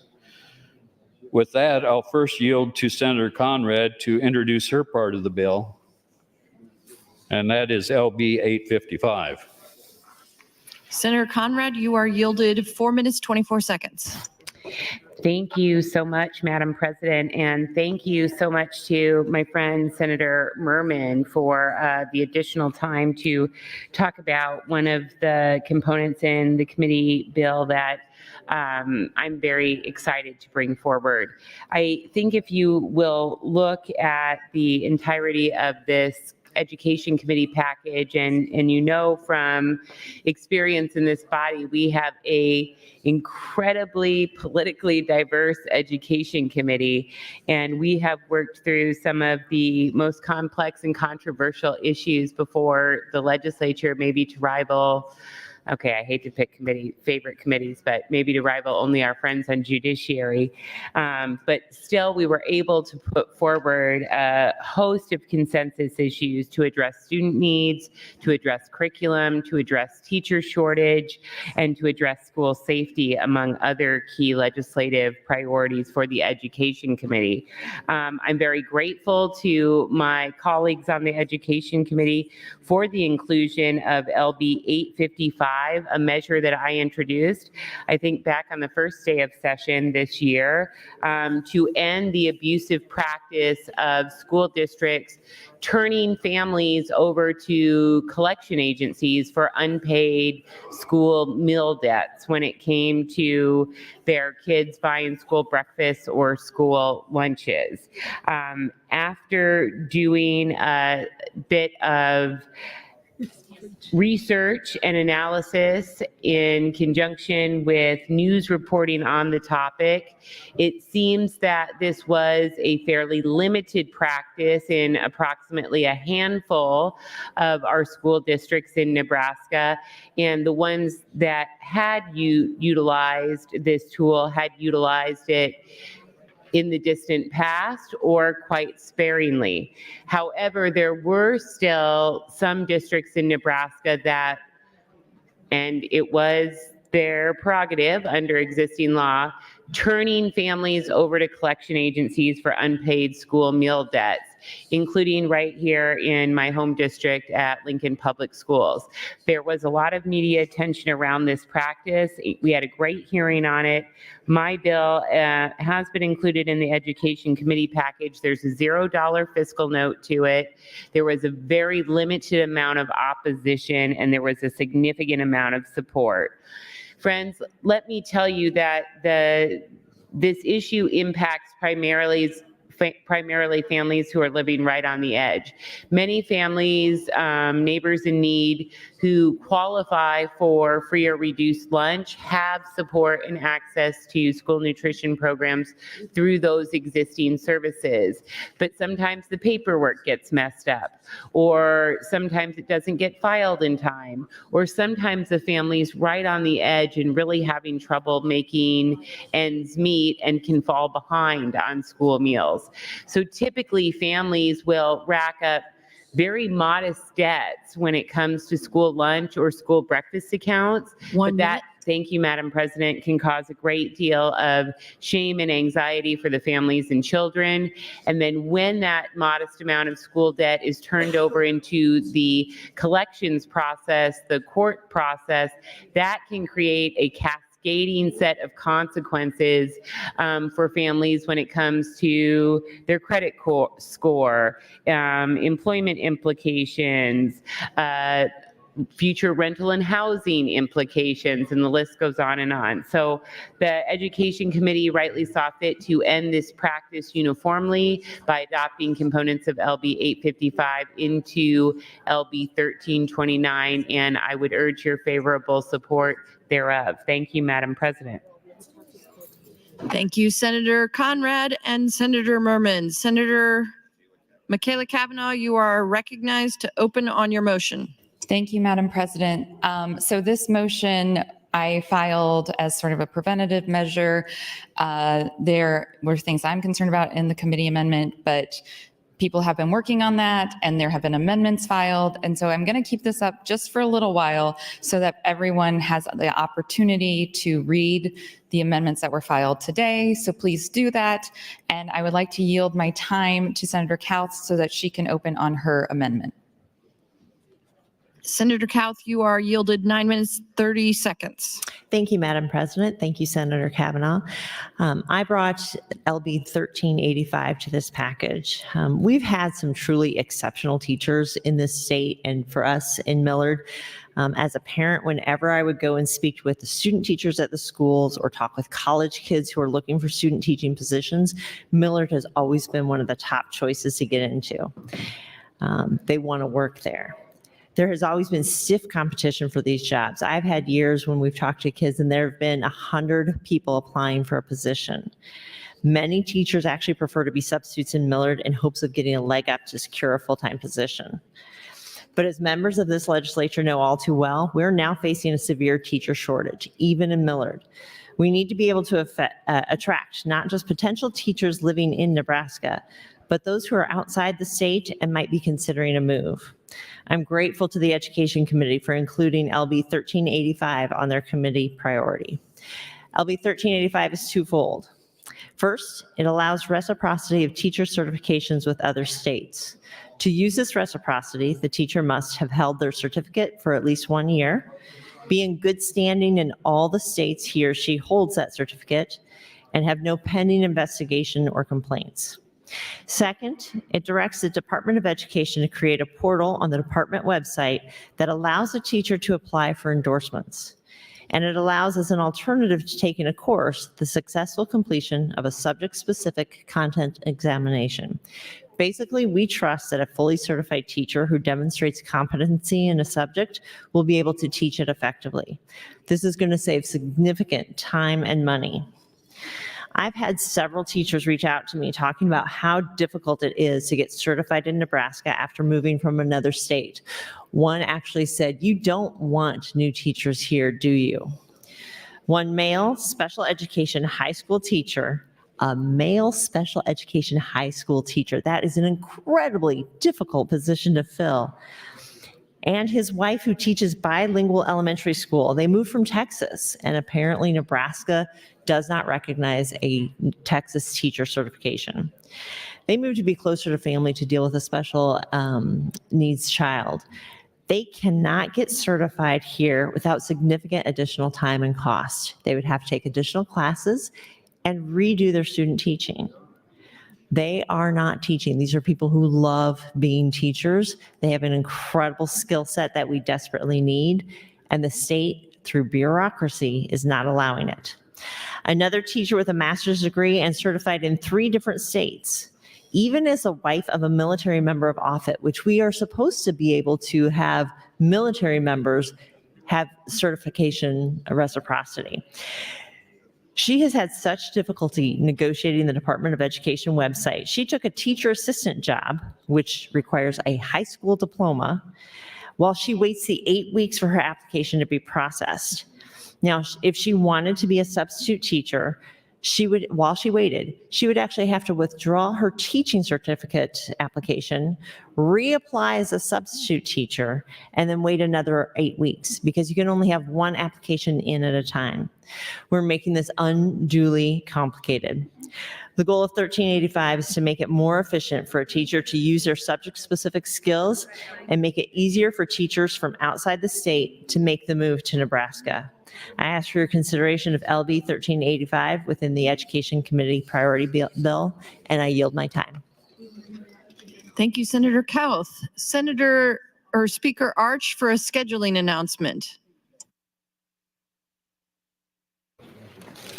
Thank you, Madam President. I am modifying today's agenda to allow the body to address a technical issue with LB 1413, one of the 2 budget bills we advanced to final reading yesterday. In order to provide time for the revisor's office to make this technical correction and have the bills placed on final reading tomorrow, we will be taking up a motion by Senator Hansen to return LB 1413 from final reading to select file today at 5:50, right before our dinner break. Senator Hansen will explain the technical issue when we take up LB 1413. Thank you, Madam President. Thank you, Speaker Arch. Senator Kauth, you're recognized. Senator Kauth waves. See no one else in the queue. Senator Michaela Cavanaugh, you're welcome to close on your motion.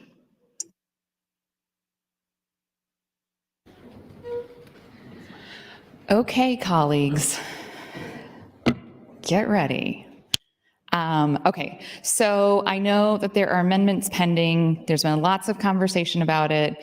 There's lots of changes happening, and I hope people took the time to review them. And with that, I will withdraw my motion and not put up any other motions. Thank you. Without objection, so ordered.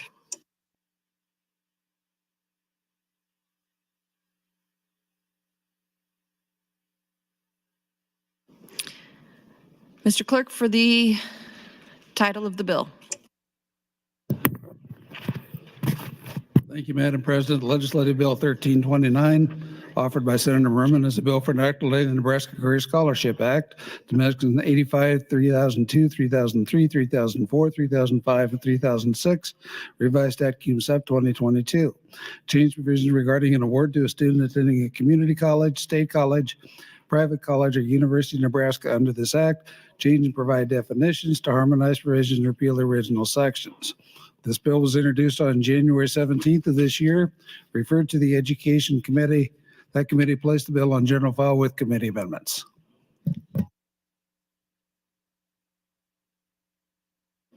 Senator Merman, you are recognized.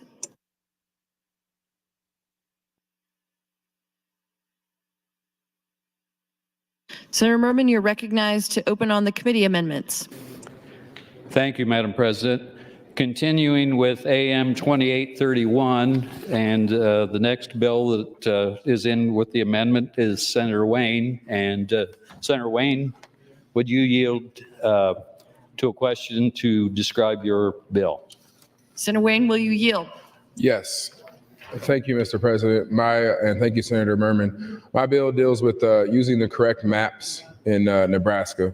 And so what this bill does is says that the map shall be a map that we call a cylinder map that makes sure that we are showing the actual sizes in the right locations of maps. If you think about it, the only true way you can have a map that is correct is to have a globe. But when you take something that is sphere and you try to lay it out on paper, it gets distorted.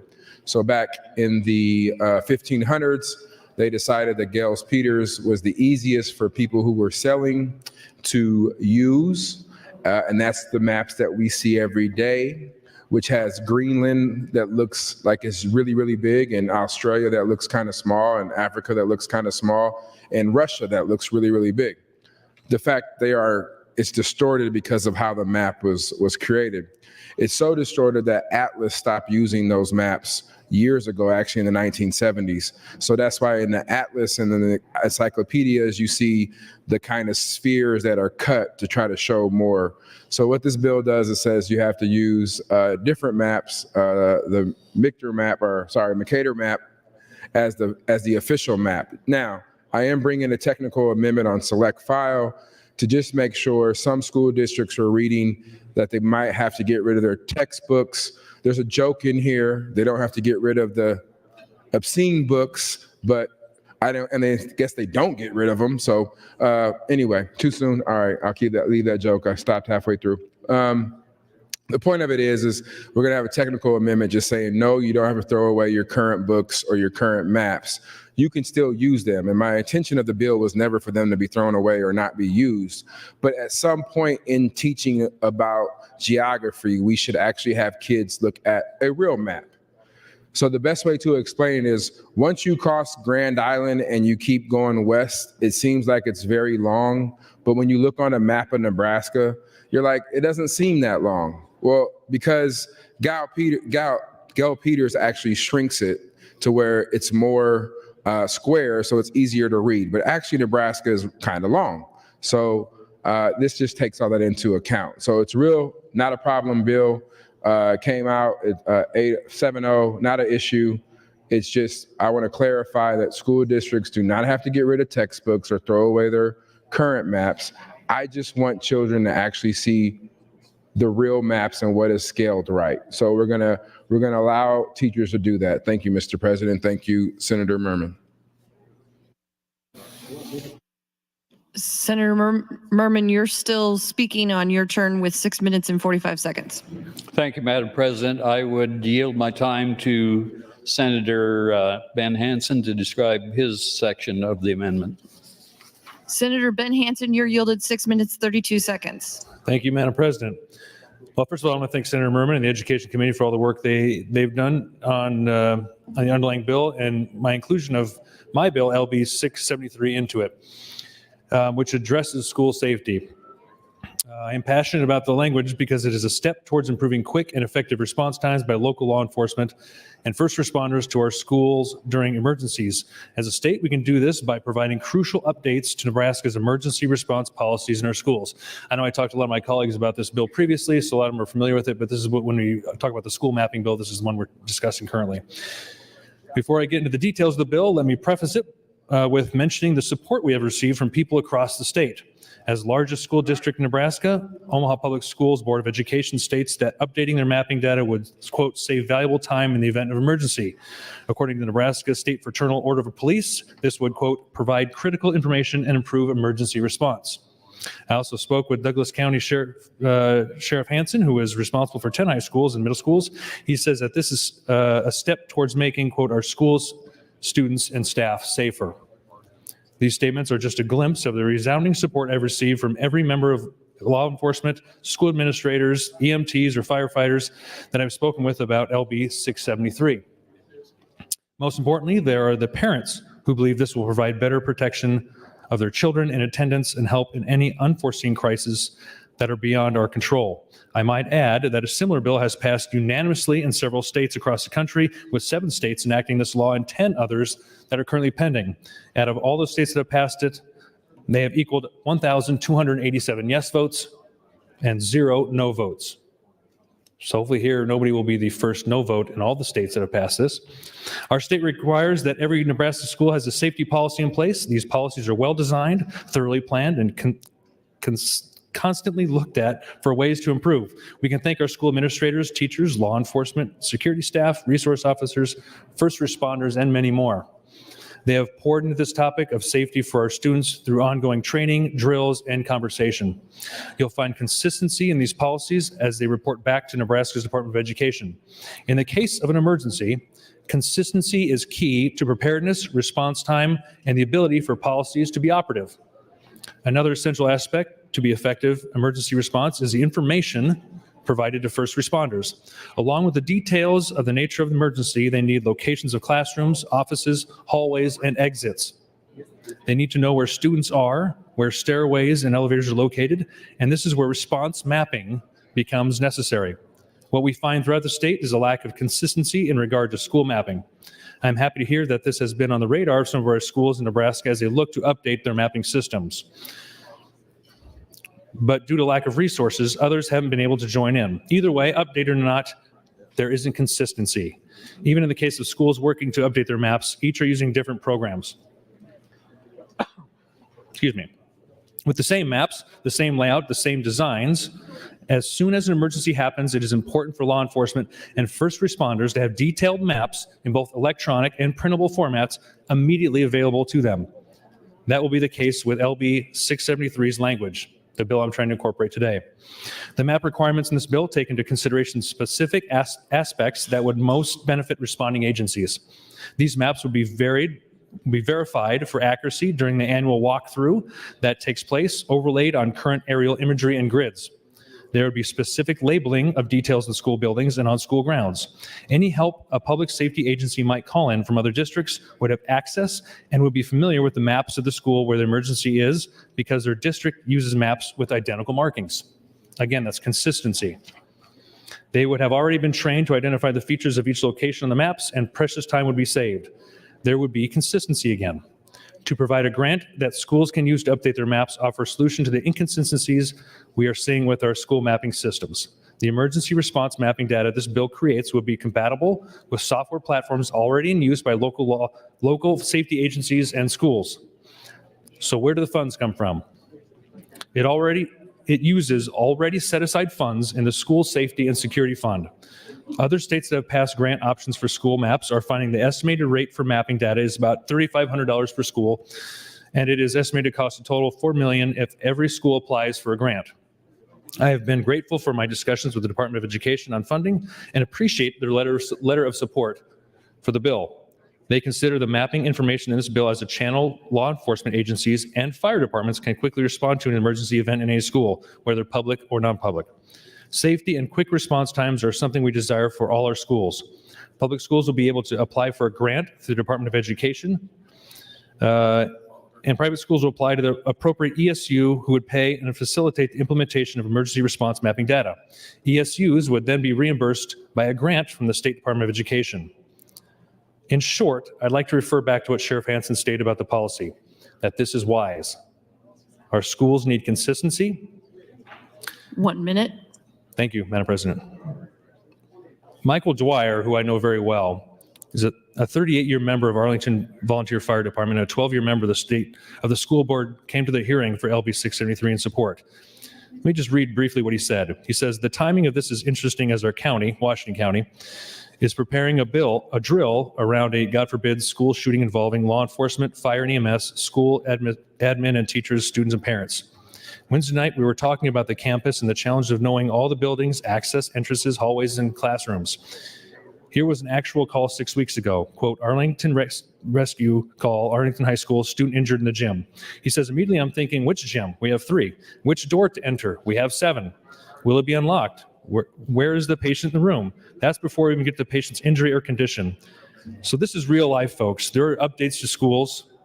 There's potential for confusion and emergency. Let's bring some consistency through updated mapping options and keep our schools safe. Thank you, Madam President. Thank you, Senator Merman and Senator Hansen. Senator Erdman, you're recognized. Thank you, Madam President. So I was very interested in Senator Wayne's explanation of the map.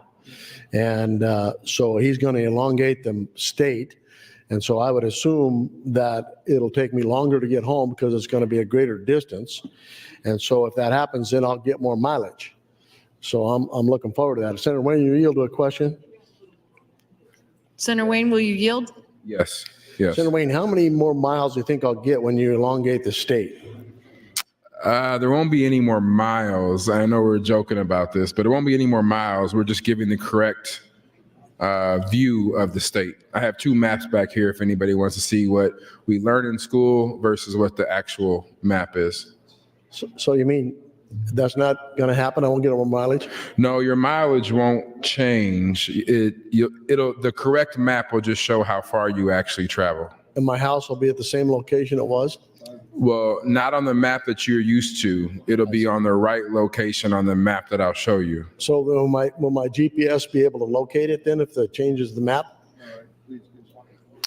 No, it'll be this. You'll still be in the same spot on the GPS because it uses longitude and latitude, so it does encompass the sphere. Okay. So it'll still be there. Okay, well, I'm going to go home next week. I'll let you know how that goes, but I have a little time left. I'd yield that to if you need it.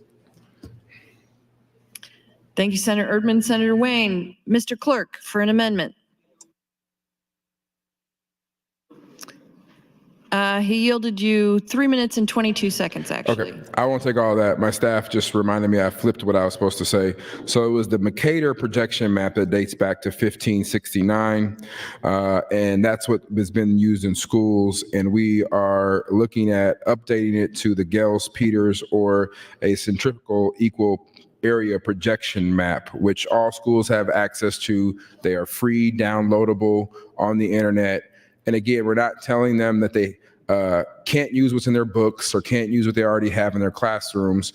We're just saying we should tell children what the world really looks like, and we should show them what it really looks like. And so having Greenland be bigger or Russia be bigger than Africa just isn't true. And so we should show them the correct maps. That's all it is. It's a great bill. And yes, I have maps back here available for Nebraska. If you don't know what a real map of Nebraska looks like versus what we see, I have everything back here on my desk. And so I'd ask for a green vote. And sorry, Senator Erdman, I can't change the mileage from here to your home. I tried to, but the committee wouldn't let me out of committee with that. Thank you. Mr. Clerk, for an amendment. Madam President, there are amendments to the committee amendments. The first of those is AM 3102 is offered by Senator Merman. Senator Merman, you're recognized to open on AM 3102.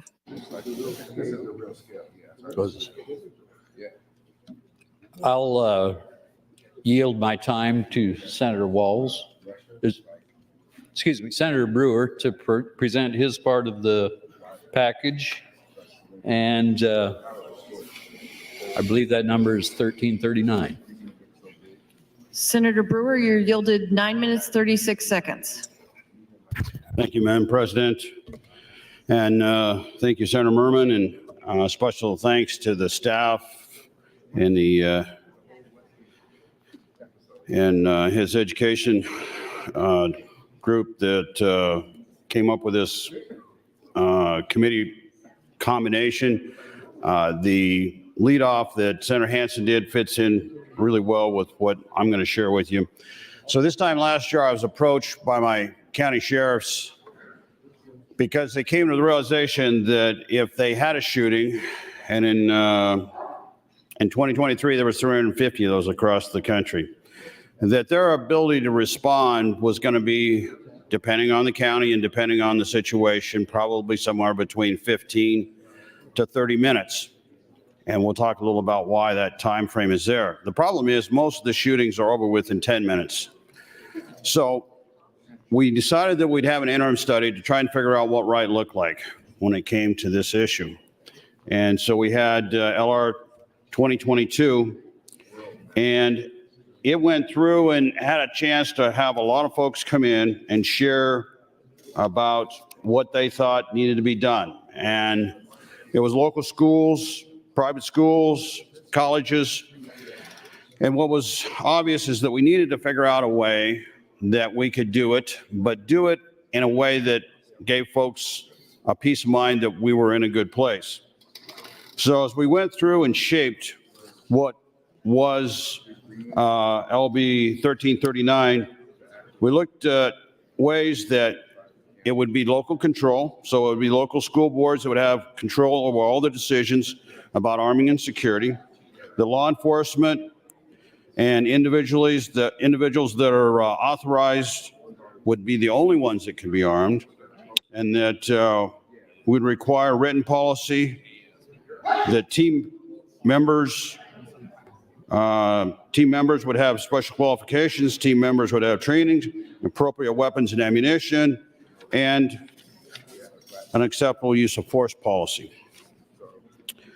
As we went through there, we found out that there are 20 states that allow carry with the permission of their school administrators. Now, I won't go through that long list, but the states that surround Nebraska are all covered in that, with the exception of Colorado. Some states simply allow you to be armed in the school if you have a concealed handgun permit. That was Alabama, New Hampshire, Oregon, Utah. We didn't think any of that was going to be a good fit here. Texas has a state law now that requires armed security personnel in every school. So we had to take all of this, we had to figure out what would fit here in Nebraska. And that's what we went through to develop 1339. But as we researched that, we came to some realizations that hit home. One was that as we looked at that response time, let me give you some examples. In Sheridan County, and I had a chance to dissect that since my brother's the sheriff out there, he has 7 deputies. But he also has 2,470 square miles. Now, you're not going to have all 7 of those on duty at any given time, but if you divide it like that, that comes out to about 352 square miles per deputy. A little hard to respond there. But it gets worse as you go across the district. Cherry County, they have the sheriff and 4 deputies, 6,000 square miles. That means each deputy has 1,200 square miles. So it's almost impossible to respond when you're in places that are that big. But it doesn't have to just be my district. If you run through and you look at Antelope County, they have 143 square miles per. Senator Merman's district in Red Willow, 239 miles. Senator Myers, Wheeler County, 288 miles. Senator Jacobson, Thomas County, 714 miles. So what we have is a situation where we make it mandatory for kids to go to school, but we don't have a way to protect them. And as you get outside of Lincoln and Omaha, understand the difference. If you're in Douglas County, 339 miles, you have roughly 3 officers per square mile, as opposed to 740 miles per officer. Lancaster County is a little better. You got 846 square miles, and you have about 1 officer per mile. But you can see how what we found out in this hearing was that the Class A schools, the bigger schools, they had resource officers. They had armed security in their schools. But we didn't have options for those out-state schools because either they couldn't afford it or there just wasn't physically any police officers to be hired there. So how do we fix that problem? That's what 1339 does. It goes through and sets the standards and the requirements. It figures out how we can have, at the school's choice, again, local control. They get it decided how they want to have their security plan set up. Now, when we got done and 1339 hit floor, there was folks that brought issues to us. And in a second, I'll have a chance with 3137 to explain more on that. Thank you, Mr. President. Thank you, Senator Brewer. Senator Lowe, you're recognized. Thank you, Madam President. Would Senator Hansen yield to a question? Senator Hansen, will you yield? Sure. Senator Hansen, this mapping of our schools, the technology that's entwined in all of that, is that committed to just one company, or can it be used for any and all companies? Yeah, that's a good question, actually. We wanted to make sure that this was not restricted to just one kind of A, because we can't, because that's illegal. And B, we want to make sure that we're not hindering other people's ability or schools' ability to put this out for bid and get competitive bids. So on one hand, we didn't want to kind of tailor this all down so only one company fits this that does school mapping, but we also didn't want to open up for everybody in the entire state. So Joe Schmo in his basement can say he does school mapping and go do bids. And so we had to put some criteria in here, but so we kind of caught that whole kind of a still large portion of people who do school maps throughout the entire country and what for other states as well. And so one of the, and this, I'm glad you asked me this question because I didn't get a chance to mention this on my opening, is on select file, I will be bringing an amendment just to clarify some language from one of the companies to make sure that we don't leave out certain things and that we're being, inclusive and with our language and make sure we're not cutting anybody out. And so on select file, we'll be introducing just a 3 letters that says including geo-rectified data. When it comes to some of the, I think it's on it's on page 17, but that's not the amendment, the right amendment. So I'll discuss this a little bit more on the amendment on select file about the language we're adding in here, just to make sure that we're including as many people as we can, but also the right kind of people too. So I hope that answered your question. Yes, it did. Thank you very much. I yield the rest of my time. Thank you, Senator Lowe and Senator Hansen. Senator Hughes, you're recognized.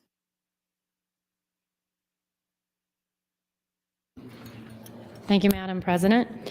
I would like to ask Senator Wayne a question, if he would be amendable. Senator Wayne, will you yield? Yes, ma'am.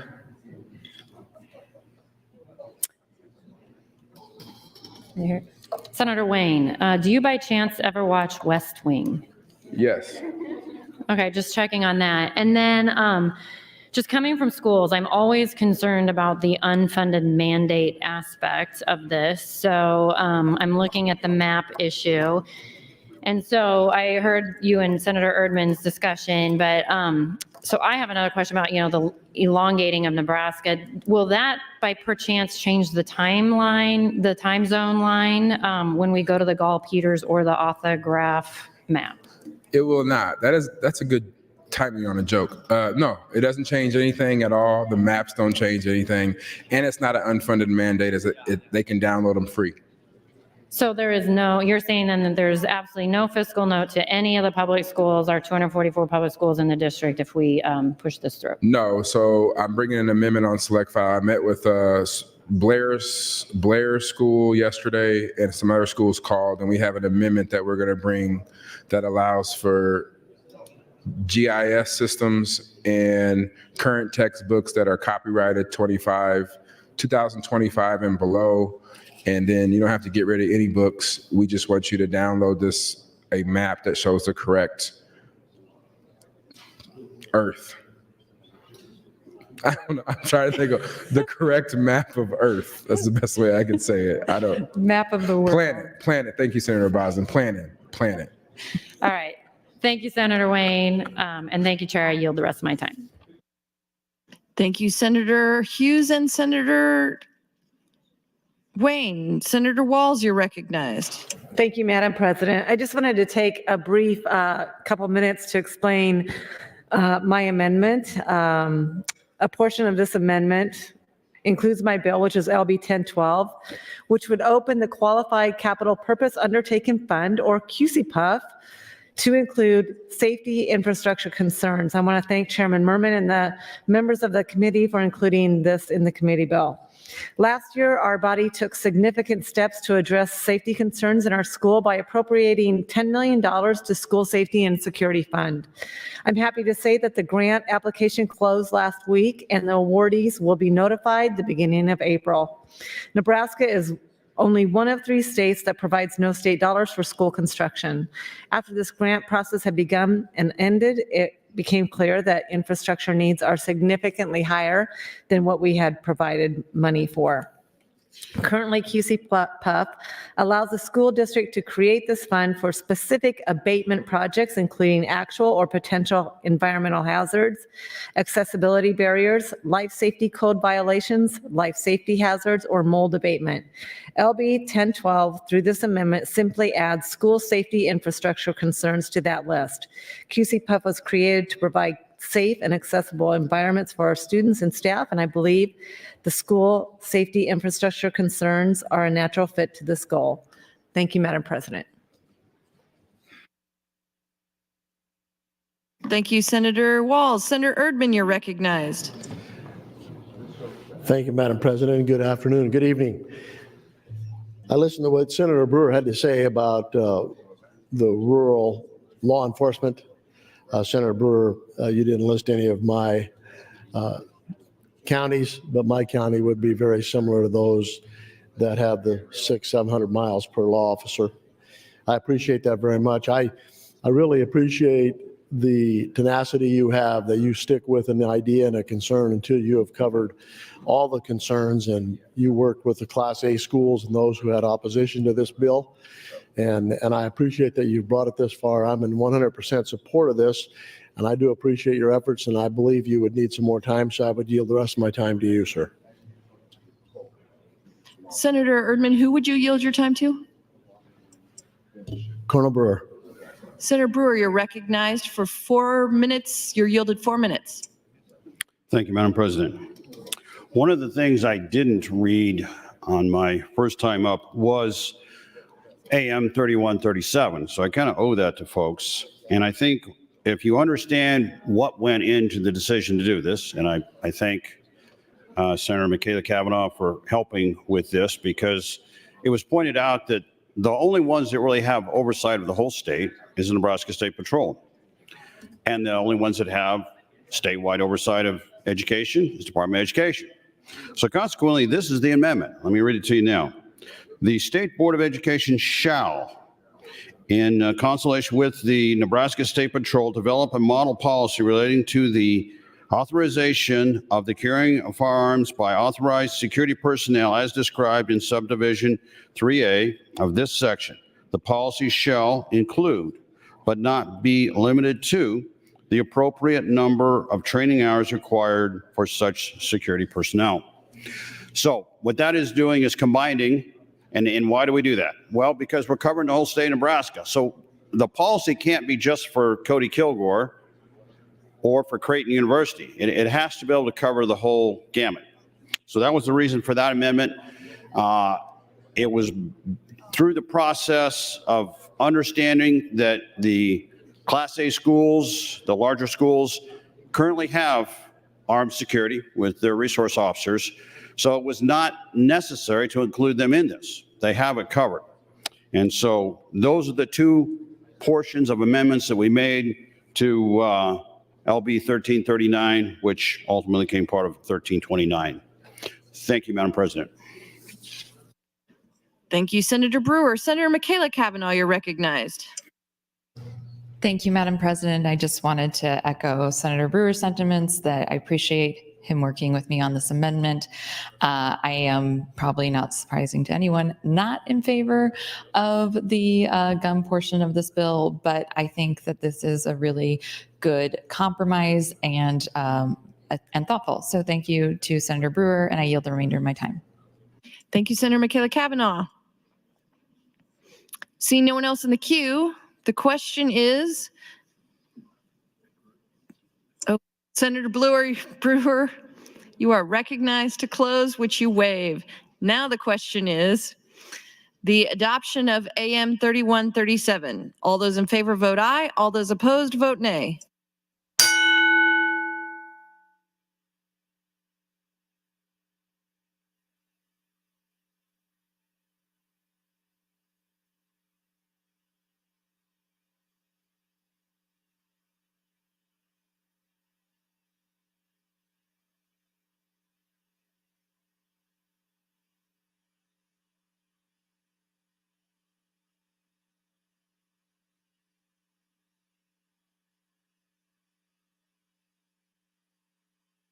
Have you all voted who care to? Record, Mr. Clerk.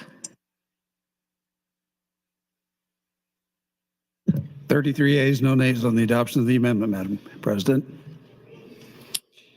It is adopted. Mr. Clerk, for the next amendment. Next amendment to the committee amendments is AM 3102, is offered by Senator Merman. Senator Merman, you're recognized to open on AM 3102. Thank you, Madam President. I will yield the rest of my time to Senator Brewer to describe this amendment. Senator Brewer, you're recognized to open, or you're yielded 9 minutes, 45 seconds. Thank you, Madam President. All right, I've kind of gave you a little bit of a lead in on this one. So what we determined was the break point where schools have resource officers because of size and number of students was at about the population of 5,000. So that's where we made the line below 5,000, then the bill would apply to them. Over that, they have resource officers would apply. And that again was a compromise. So how that breaks out is we have 244 schools, 192 of them fit in that. But here's kind of the part of it that you might find interesting, that almost 4/5 of the schools are part of that number, but only 1/5 of that is the students, again, because of the smaller schools. So that was a compromise that allowed us to not include the Lincoln and Omaha bigger schools. And that was just, again, because it wasn't necessary. They already had armed security. So of the 328,000 public school students, this would actually apply to only 68,000 of those. And this covers from K through 12 students across the state and Creighton University. With that, I will yield back the rest of my time. Thank you, Madam President. Thank you, Senator Brewer and Senator Merman. See no one else in the queue. Senator Merman, you're recognized to close on AM 3102. Senator Merman waves. The question before the body is the adoption of AM 3102. All those in favor vote aye. All those opposed vote nay.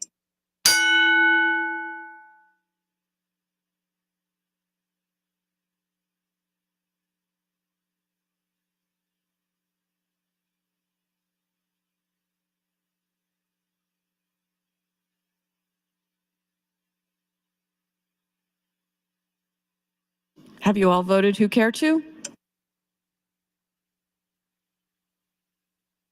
Record, Mr. Clerk. 34 ayes, no nays on the adoption of the amendment, Madam President. It is adopted. Mr. Clerk, for the next amendment.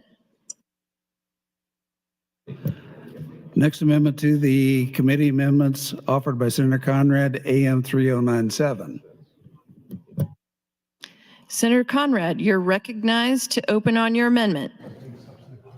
Thank you, Madam President, and good evening, colleagues. This amendment incorporates provisions of LB 231 that was introduced by Senator Dungin in the Education Committee. This measure addresses the issue of excessive absenteeism from school and truancy referrals to the county attorney for prosecution. Current law requires each school district to have a policy in place regarding excessive absenteeism and a process by which schools are to address that kind of excessive absence absence. But this policy can be very minimal and is not specifically defined in state law. So since we put that policy requirement on the books many years ago, we have identified that sometimes there's a great deal of discrepancy in terms of how this process plays out district by district. So notably, when a student has 20 days of unexcused absences in a year, school year, current law requires schools to refer those instances to the county attorney for truancy prosecution after the student has 20 days of absence in a year. When a school refers the cases to the county attorney, the schools are then required to provide for written notice of referral to the parent and guardian.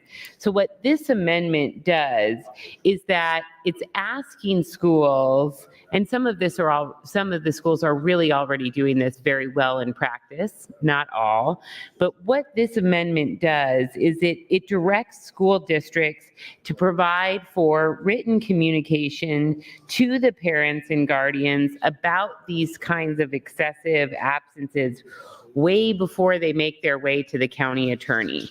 So this requires a more swift and timely intervention and communication between the parents and the school when an issue of absenteeism arises, to try and head off these cases from moving into the juvenile justice system.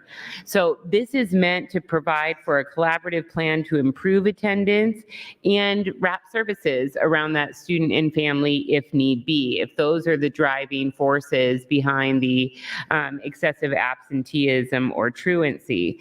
The services shall include, if they're agreed to by the parents, an educational evaluation to figure out what's going on there. Is there an intellectual, academic, physical, or social emotional barrier that's contributing to the absenteeism? This amendment also makes minor changes to calculate how the 20 days are thought of in any given school year, because some districts and county attorneys interpret the current quote unquote year to mean calendar year. So what this amendment is trying to minimize or prevent is a process where a referral for truancy prosecution occurs simply when a kid gets 20 days of absences. The intent is to provide for services, evaluation if the parent agrees, and written communication to spark these conversations between school and parent way further upstream before we see those referrals to the county attorney and more kids and more families are entangled in the juvenile justice system. Nothing in this bill interferes with the ability of county attorneys to be involved at any stage of the process to address excessive absenteeism or truancy. We do believe this will minimize referrals to the courts and the county attorneys, and that's a good thing. I am happy to answer any questions from members. I will tell you that Senator Duggan, when he brought this measure forward, had a great hearing, a host of educational stakeholders in support. I think there were no opponents at the hearing providing live testimony. This has a $0 fiscal note and is a modest but meaningful update to our truancy laws to make sure that we're helping more kids and more families a bit earlier in the process when they start to miss school. We're seeing those red flags. We're sparking the communication. We're wrapping services around folks before we just turn them over to the juvenile justice system, which we know can have a significant amount of negative impacts for kids and families once they're entangled in that system. Finally, I will let you know that during the 2022-2023 school year, there are over 69,000 kids in Nebraska, or about 22% of our student population, that were considered chronically absent. And these students who are chronically absent are disproportionately students with disabilities, students of color, students who are economically disadvantaged, and chronic absence also affects kids really at each stage of their educational path. We know from the data that sometimes kids and families can reach these 20 absences for a lot of different reasons: religious reasons, health reasons, sports or extracurricular reasons, work reasons, poverty, bullying, and/or neglect. And when there are serious issues of child or educational neglect that are happening, these inner working systems can help to get kids and families the services they need or remove a kid from an unsafe environment.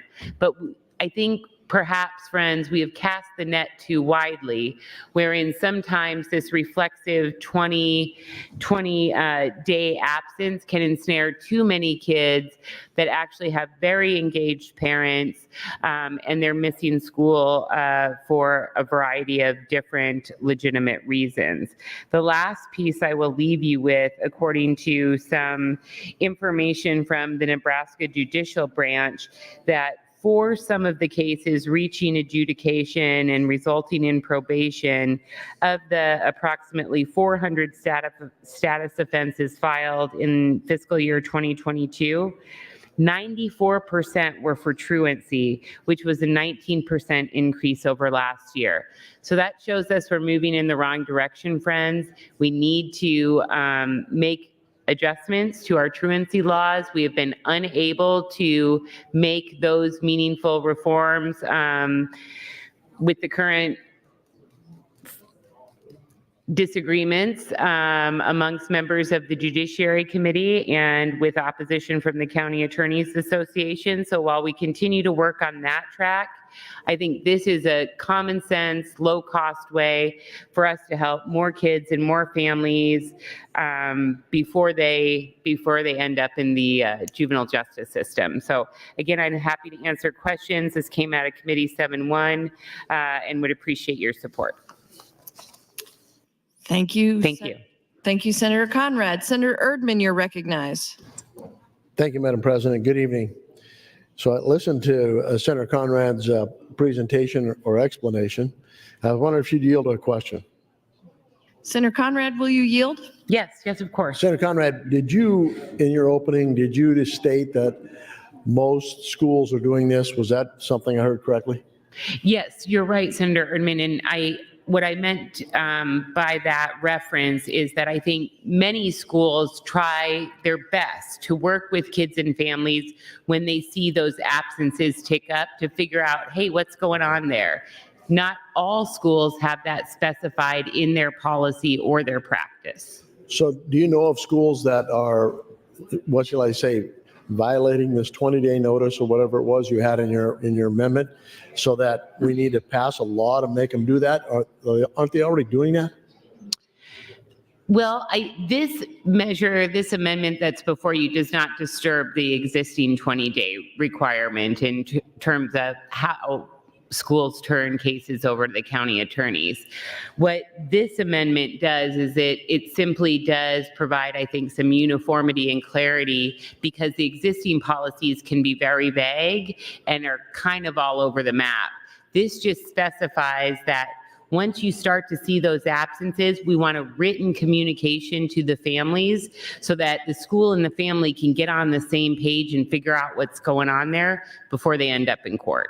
Okay, is this an unfunded mandate on these schools? I don't believe so, no. Okay, yeah. I think they communicate with parents a lot, so I don't think it would raise costs in any regard. I guess I would make the assumption that most of these schools are communicating with their parents, with the parents of the students who are absent more than once or twice or three times. So I'm trying to figure out why we should pass a statute to do something that the schools are already doing. It's a common sense approach that they would make sure the student is getting educated. And I guess I'm having trouble seeing the need for passing a statute when they've already been deciding to do this stuff. That's a problem for me. No, I understand, Senator. And I think, again, I don't have specific policies or data from all of the 240 plus districts that we have out there. what we've been hearing at the Education Committee is that sometimes these communications don't happen in the largest school districts just because of sheer volume.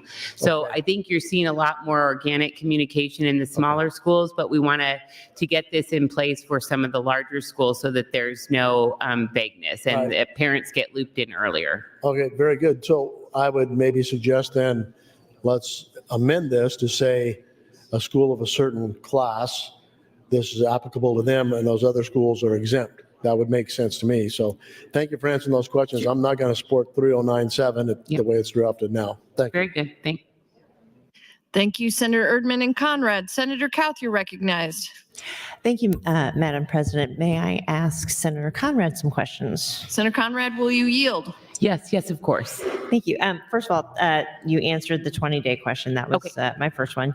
But can they be notified by email? I know it says written communication, but I've seen several problems with counties where we have written in statute and they can't email. Are we allowed, will that cover email? I think that would be acceptable from our perspective. Yes. Okay. Yes. And if for some reason the family doesn't have an email on file, maybe they could go ahead and send a traditional letter. But I don't know if we need to micromanage that in the policy, but I really appreciate you putting that on the record just so that schools know they have that flexibility. And is it a direct mail to the parent? Because we have all had kids who stick everything in their bag and there's no finding that piece of paperwork. So is it a direct mail to, somehow it's directly to that parent? Yes, that would be my understanding, Senator, to ensure that the school district and the parents are communicating and understanding that maybe if a kid's skipping school and we give them the communication, it might not make it to mom and dad. Right. Not all kids, of course, but thinking through my own experiences as a young person. And thank you, Senator Conrad. And just, I'd like to add, as I have been out and about in the community, I spoke with two teachers who teach in a different district than Millard.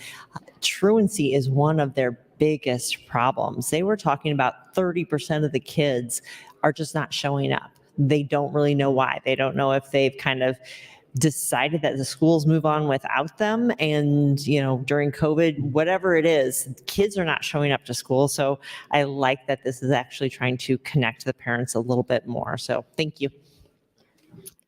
Thank you, Senator Kauth and Conrad. Senator Linehan, you're recognized. Senator Linehan waves. Seeing no one else in the queue, Senator Conrad, you're recognized to close on your amendment. thank you so much, Madam President. I appreciate Senator Erdman's questions and Senator Kauth's questions. I would just let Senator Erdman know it's fine if for principled purposes he decides to vote against this, but we do hear frequently from schools of all sizes in the Education Committee. They are not shy about sharing their perspective on how various measures impact them, which is great, because then we have a clear understanding that and a clear record. I will let you know, Senator Erdman, that we did not hear from the rural schools.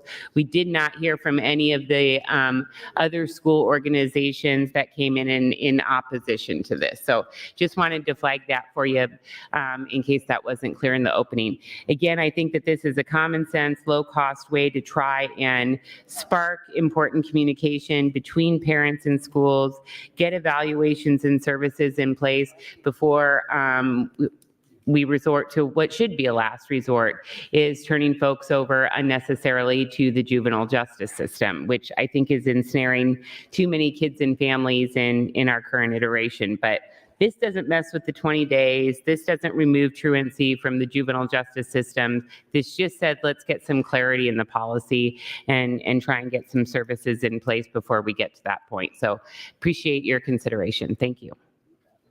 Thank you, Senator Conrad. Colleagues, the question is the adoption of AM 3097. All those in favor vote aye. All those opposed vote nay.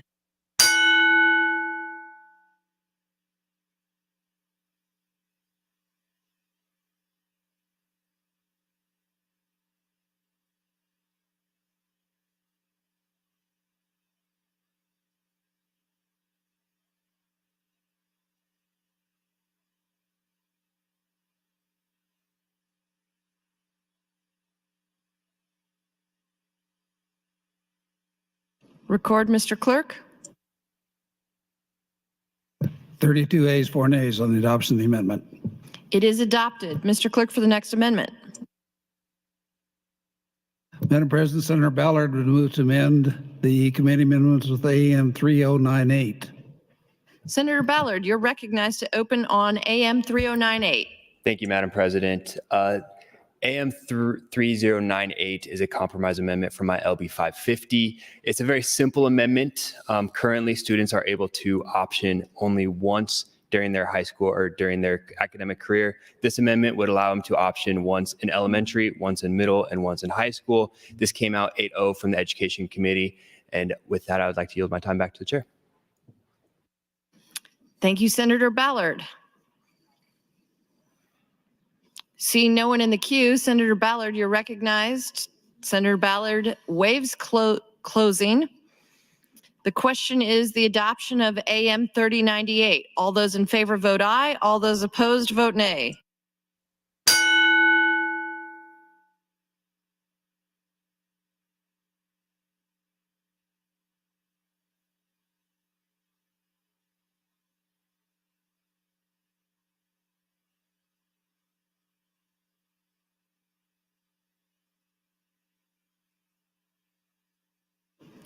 Have you all voted? Record, Mr. Clerk.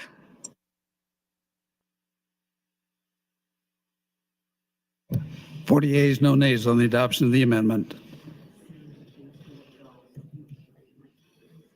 Mr. Clerk, for items.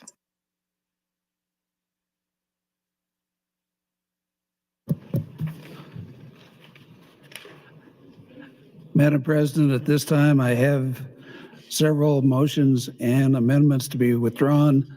Senator Michaela Cavanaugh, I have MO 1205 and 1206 to be withdrawn. Senator Merman, MO 1209, 1210, and 1211, with the note you wish to withdraw those. In addition to that, a series of amendments, AM 2475, Floor Amendment 241, 242, 267, 268, 269, 270, 271, 272, 273, 274. All of those we've been indicated to withdraw. So ordered. In that case, I have nothing further pending to the committee amendments. Seeing no one else in the queue, Senator Merman, you're recognized to close on the committee amendments. Yes, thank you. AM 2831 is simply the amendment that brought the other 6 bills into the package. And you have heard from all of those senators. The bills are LB 673, LB 855, LB 962, LB 1012, LB 1339, and LB 1385. And I'll yield the rest of my time.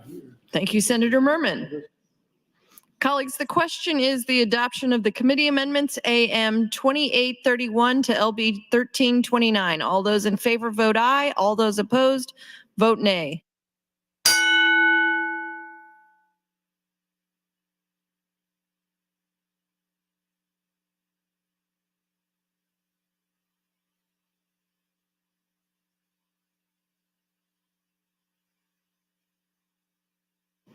Have you all voted who care to? Record, Mr. Clerk. 39 ayes, no nays on the adoption of committee amendments. It is adopted. Madam President, I have nothing further on the bill. Seeing no one else in the queue, Senator Merman, you're recognized to close on LB 1329. Well, thank you, Madam President. I would just like to thank all the members of the committee. We had a lot of cooperation and good discussions in committee. And because of that, I think everything went really smoothly. I'd like to thank Senator Albright, Senator Conrad, Senator Linehan, Senator Meyer, Senator Sanders, Senator Walls, and Senator Wayne on the committee. And then also my committee staff, I want to thank them also. A lot of hard work by everyone. And with that, I'll yield the rest of my time. Appreciate your 1329. Thank you, Senator Merman. The question before the body is the advancement of LB 1329 to E&R initial. All those in favor vote aye. All those opposed vote nay.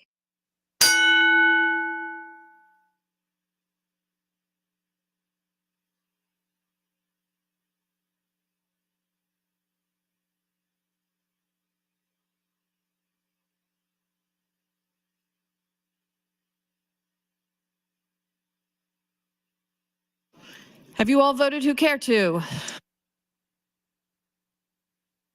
Record, Mr. Clerk. 40 yeas, no nays on the motion to advance the bill. It is advanced.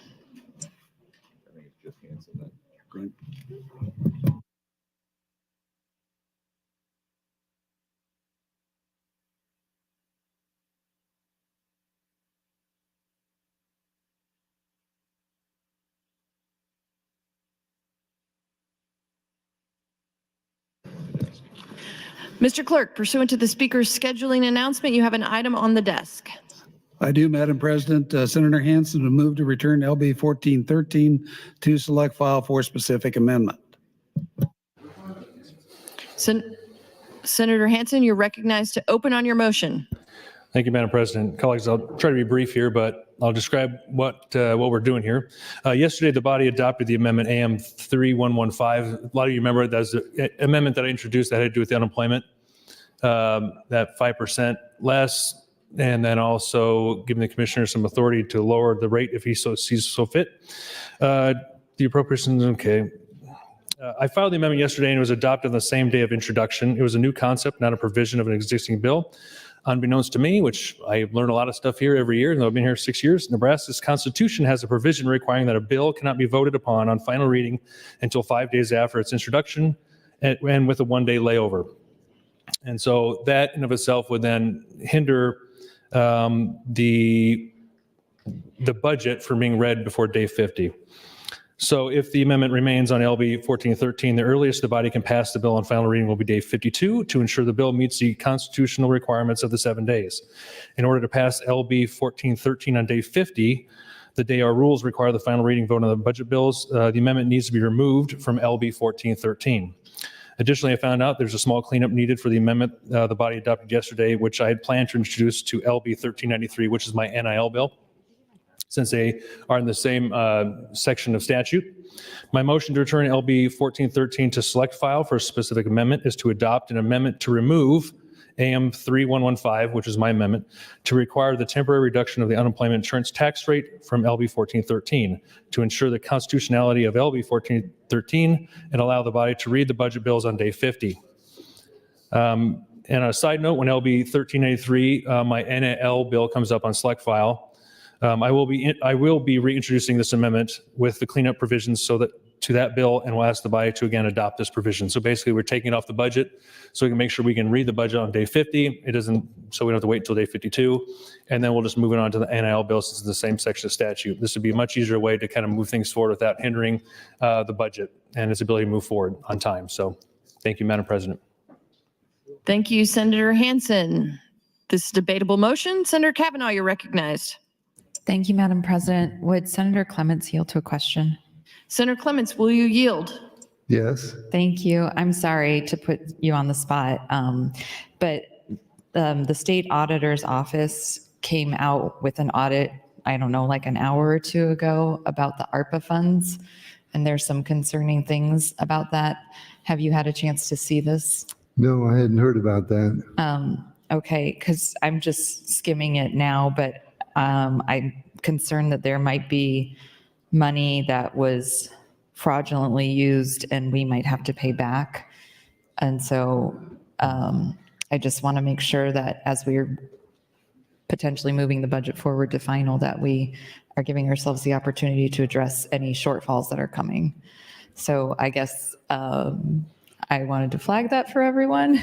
I think everybody should have been emailed it. No, I'd be glad to look into that, Okay. yes, and address that issue. Thank you for letting me know. Okay, and I guess letting everyone know to check and see if you have a copy of the audit, because we may need to take additional action this evening. Thank you.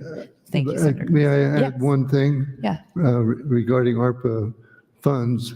If there are uses that are determined ineligible, we have also put language in the budget that we can shift unused money to other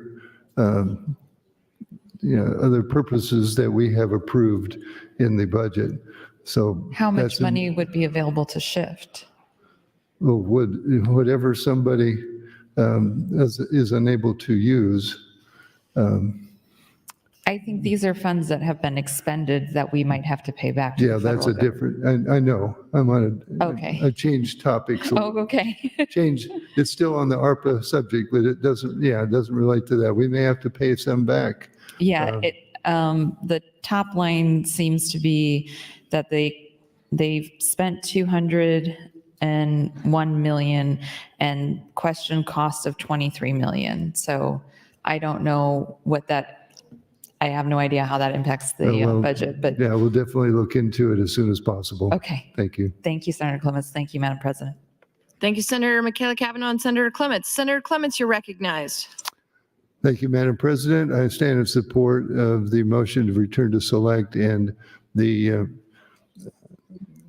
proposal to remove the Senator Hansen's amendment.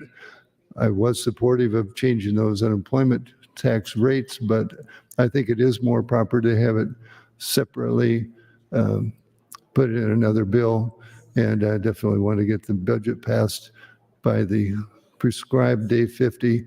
So please support this proposal. Thank you, Madam President. Thank you, Senator Clements. Seeing no one else in the queue, Senator Hansen, you're welcome to close on your motion. Senator Hansen waives closing. The question is the motion to return to select file for a specific amendment. All those in favor vote aye. All those opposed vote nay.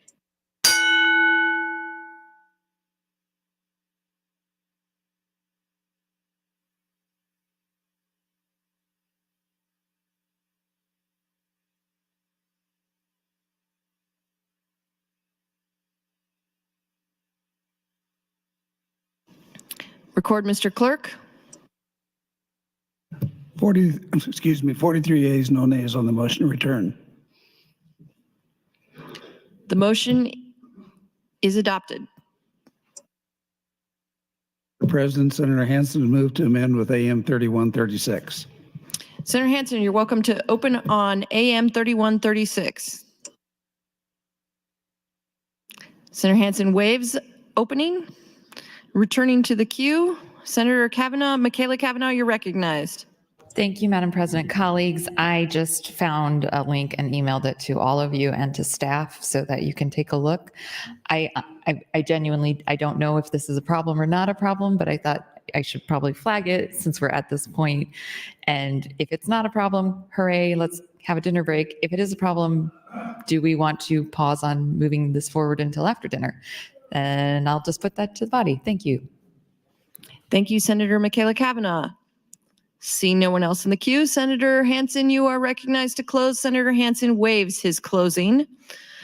The question before the body is the adoption of AM 3136. All those in favor vote aye. All those opposed vote nay.